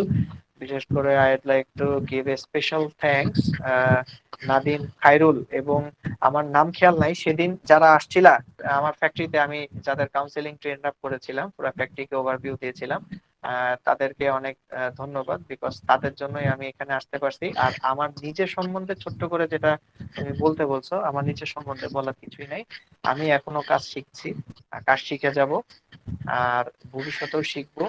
এখন মাঝখানে ছোট্ট করে একটু বলি, তোমাদের হয়তো অনেকে চিন্তা ভাবনা আছে ফ্যাক্টরিতে যাব না বাইং হাউসে যাব, বাইং হাউসে গেলে মনে হয় ভালো। আমার কাছে এটার একটা অ্যাডভাইস, যদিও তোমাদের এটা ছিল না, জানি না এই প্রশ্ন হবে কিনা বা কারো কাছে আছে কিনা, তবে আমি বলবো আগে ফ্যাক্টরি লেভেলের জবটাকে করতে হবে, ফ্যাক্টরি রুটটা বুঝতে হবে, because root cause analysis is the most important thing to avoid any kinds of problem. আমি একটা জোকস যদি এখন বলি, তোমরা এখন হাহা করে হাসবা, হয়তো সবকিছু মিউট করা বুঝতে পারবো না, সেম জোকসটাই যদি আবার 5 মিনিট পরে বলি, কেউ হাসবা না, কারণ আমরা এক জোকসে একবারের বেশি হাসি না। সো ভুলটাও যেন ওই রকমই হয়, আমি একবার ভুল করব, রুট কজ অ্যানালাইসিস করব, the true fault is which person, সেটা যদি অ্যানালাইসিস করতে পারি, ইন ফিউচার এই ভুলগুলো হবে না। আর এছাড়া আমাকে নিজেকে রিপ্রেজেন্ট করার মতো কোনো ভাষা কিংবা আর কোনো অ্যাপ্রোপ্রিয়েট প্রিপোজিশন আমার জানা নাই, যদি এর মধ্যে আমার কোনো ভুল ভ্রান্তি বা কোনো স্কিপ ওভারভিউ হয়ে থাকে তো সেটা তোমরা ক্ষমা দৃষ্টিতে দেখবা। আর এর বাইরেও যদি তোমাদের কারো কিছু কোনো জানার থাকে আমাকে ইনবক্স করতে পারো, আমি চেষ্টা করব তোমাদের অ্যান্সার দেওয়ার জন্য। আর যদি কখনো কোনো জায়গায় চাকরির ক্ষেত্রে এই ভাইয়ের কথা কখনো একটু মনে থাকে, কিংবা কখনো যদি সুযোগ হয় আমার এই কথাগুলো যদি একটু রেকর্ড স্বরূপ ইন ফিউচার শুনবা, আমার মনে হয় তোমাদের জন্য ভালো হবে। আর আমাকে যদি তোমাদের কিছু বলার থাকে, দ্যাট মিনস হচ্ছে যদি কোশ্চেন করার থাকে আজকের আলোচনার বিষয়বস্তুকে নিয়ে, সেটা তুমি করতে পারো। আচ্ছা, কারোর যদি এখন পার্সোনালি কোনো কিছু জানার থাকে, খুব ছোট করে, আমাদের 10:38 বাজে, আমরা হচ্ছে 45-এর মধ্যে শেষ করে দেবো। সো এখানে মোহাম্মদ কাউসার হোসেনকে দেখতে পাচ্ছি, সো আপনি আপনার প্রশ্নটা করতে পারেন। আমি একটা বিষয় আপনার কাছে আবদার বলেন, রিকোয়েস্ট বলেন, যেটাই বলেন না কেন, আমি হচ্ছে যে আপনি যেখানে আছেন বা যেখানে থেকে এত বড় একজন মানুষ হয়েছেন সেই জায়গাটা একবার ঘুরে দেখতে চাই আপনার সান্নিধ্যে থেকে, একটাবার আমি ভিজিট করতে চাই। এটার অপরচুনিটি আদৌ পাবো কিনা জানি না, তবে এটা আপনার কাছে আমার আবদার রইল। আসলে ব্যাপারটা হচ্ছে যেটার আবদার করেছো এটা আমি চেষ্টা করব রাখার জন্য। বাট এটা একটা ব্যাপার কি, আহ, ভিন্ন, হয়তো তোমার এটা হওয়ার পরে আরো দু একজন তোমার আমার উত্তরের উপর ইন্সপিরেশন হয়ে আমাকে আবার সেম কথাটাই বলবে। সো আমি ট্রাই করব তুমি যেটা বলছো একজন একজন করে যদি কেউ আসে আমি চেষ্টা করব ফ্যাক্টরি ওভারভিউ করাতে। অ্যাকচুয়ালি আমি তো গ্রুপ অফ কোম্পানির হেড অফিসে বসি, আমার পার্শ্ববর্তী যে ফ্যাক্টরিটা আমি চেষ্টা করব এখানে তোমাকে ভিজিট করানোর জন্য। আর টাইম যে টেবিল এটা তুমি আমার সাথে কমিউনিকেশন করে নিও। জি, আপনার সাথে কমিউনিকেশনের মেথড গুলো যদি কাইন্ডলি একটু আচ্ছা, এটা আমাদের টেক্সটাইল দেখবে স্যারের সাথে কমিউনিকেট করার জন্য। সো আমরা পরবর্তী প্রশ্নে চলে যাবো। আর কারোর যদি কোনো কিছু জানা থাকে তাহলে কাইন্ডলি হ্যান্ড রেজ করতে পারেন। আবু হানিফকে দেখতে পাচ্ছি হ্যান্ড রেজ করেছেন, সো কাইন্ডলি একটু কুইকলি যদি আপনার প্রশ্নটা করতেন। ধন্যবাদ। আমার কোনো প্রশ্ন নেই, আমি শুধু বলতে চাই যে এই সেমিনারটা আমার মনে হয় যে সাকসেসফুল, বিকজ স্যারের কথাগুলো এবং লাস্টে স্যার যেভাবে বললেন যে স্যালারির দিকে প্রথমেই চিন্তা ভাবনা করা যাবে না, প্রথমে আমাদেরকে শিখতে হবে, তো এগুলো আই থিংক আমার চিন্তার লেভেলই চেঞ্জ করে দিছে। আমি আগে এইভাবে ভাবতাম না। অনেক বেশি থ্যাঙ্কস স্যারের প্রতি, এবং এই সেমিনারটা successful I think. Thank you. Okay, Abu হানিফকে অসংখ্য ধন্যবাদ। মোহাম্মদ মনির হ্যান্ড রেজ করেছেন, আমি আপনাকে সুযোগ দিচ্ছি, আপনি যদি আপনার প্রশ্নটা করতেন। সীমান্ত স্যারের ফিউচার প্ল্যান সম্পর্কে কিছু জানতে চাই।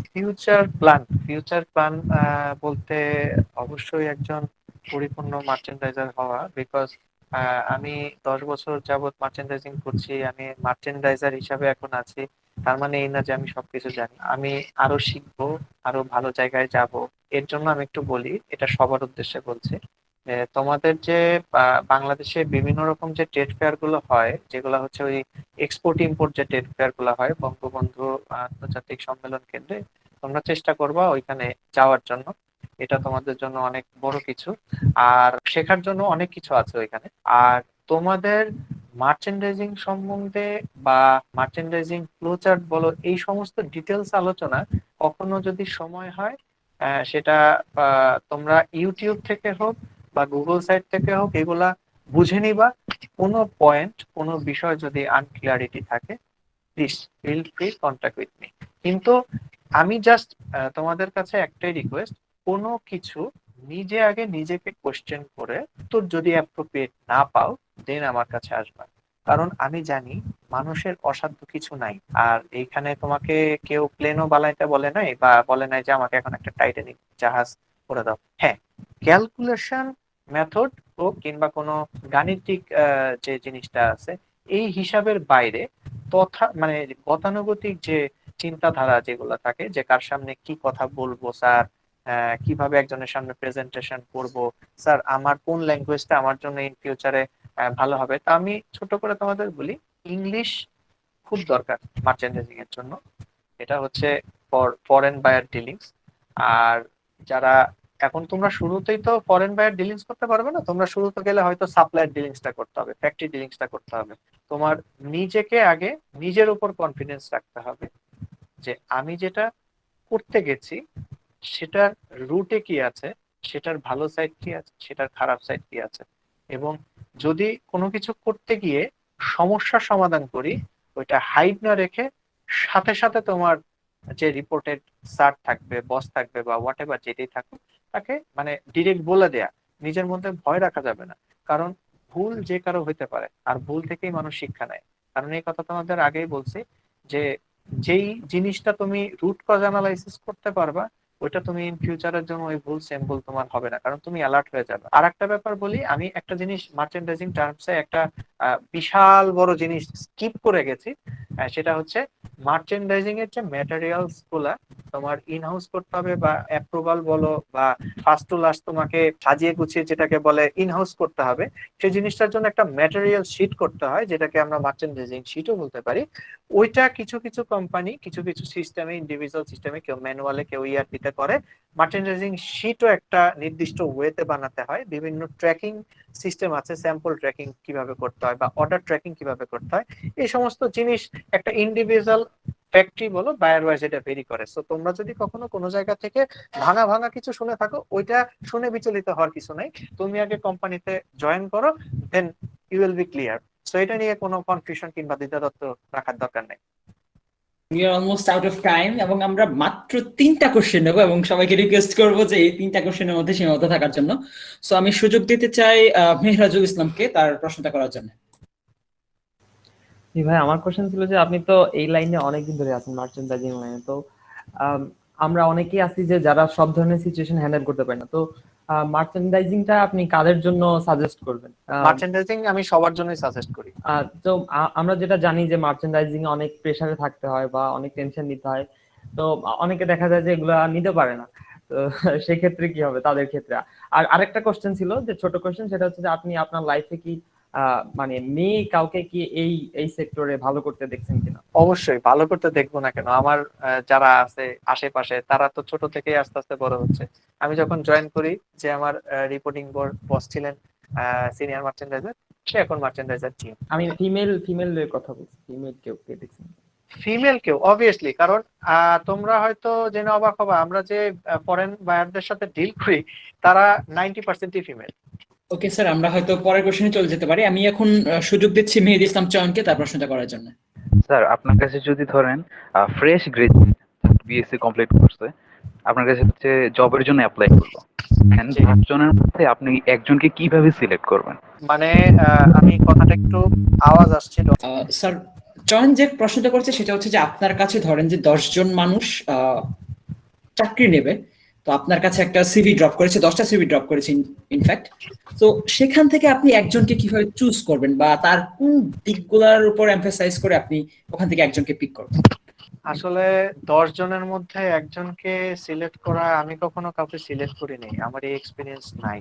কিন্তু যেটা হচ্ছে নিজের মধ্যে কনফিডেন্স লেভেলটা এটা করতে পেরেছি। আমি যদি আগের মার্চেন্ডাইজারের জায়গায় চলে যেতাম, মানে অ্যাসিস্ট্যান্ট মার্চেন্ডাইজার, মানে আমি কিছু জানি না বুঝি না, ওই জায়গায় চলে যেতাম। এখনকার এক্সপিরিয়েন্স যেটা, সেটা হচ্ছে আমি প্রথমে একটা ছেলেকে ফার্স্টে দেখবো, তার শিক্ষাগত যোগ্যতাকে তো আমি আগে রাখবোই, বিকজ অফ হচ্ছে কিছু কিছু জিনিস আমি তো চাইলে এসএসসি পাস একটা স্টুডেন্টকে ওইখানে ইনভলভ করাতে পারবো না, বা এইচএসসি পাস স্টুডেন্ট অবশ্যই তার গ্রাজুয়েশন ব্যাকগ্রাউন্ড থাকতে হবে, এবং সে যে জায়গা থেকে আসছে তার সাবজেক্ট কি রিলেটেড কিনা তার জবের। দেখা গেছে যে সে যদি এখন অ্যাকাউন্টিং এ অনার্স মাস্টার্স করে এসে মার্চেন্ডাইজিং এ ঢুকতে চায়, আমি নিজের দিক থেকে এটা নিব না। কারণ আমি এটার কষ্টটা এই জন্য, আমি এটা কতটুকু ডেডিকেশন, কতটুকু মানে ইয়ে দিয়ে পড়াশোনা করে এই পর্যন্ত আসছি বা শিক্ষা নিজে নিতে পারছি।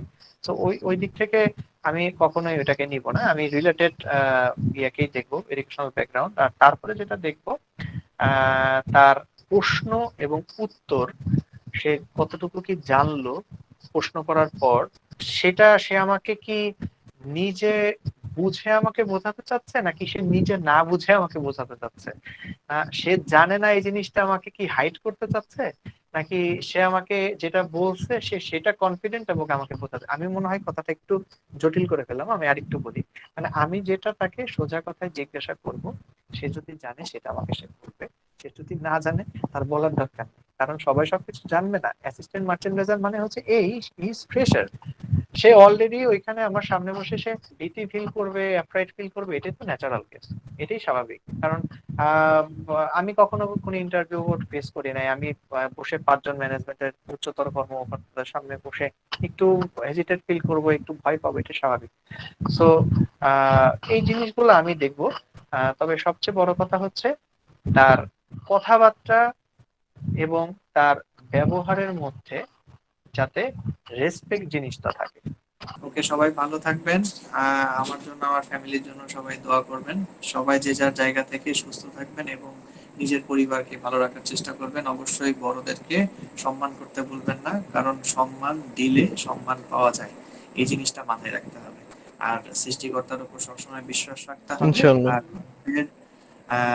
বাবা মা যারা আছে সবকিছুর ঊর্ধ্বে হচ্ছে তারা, তাদেরকে সবসময় মোর প্রায়োরিটি দিতে হবে। এটা নিজের মার্চেন্ডাইজিং লাইফে অর্ডার একটা ব্যাপার হচ্ছে, আমি যেমন অর্ডারের বাবা মা, তেমনি আমারও কিন্তু বাবা মা আছে।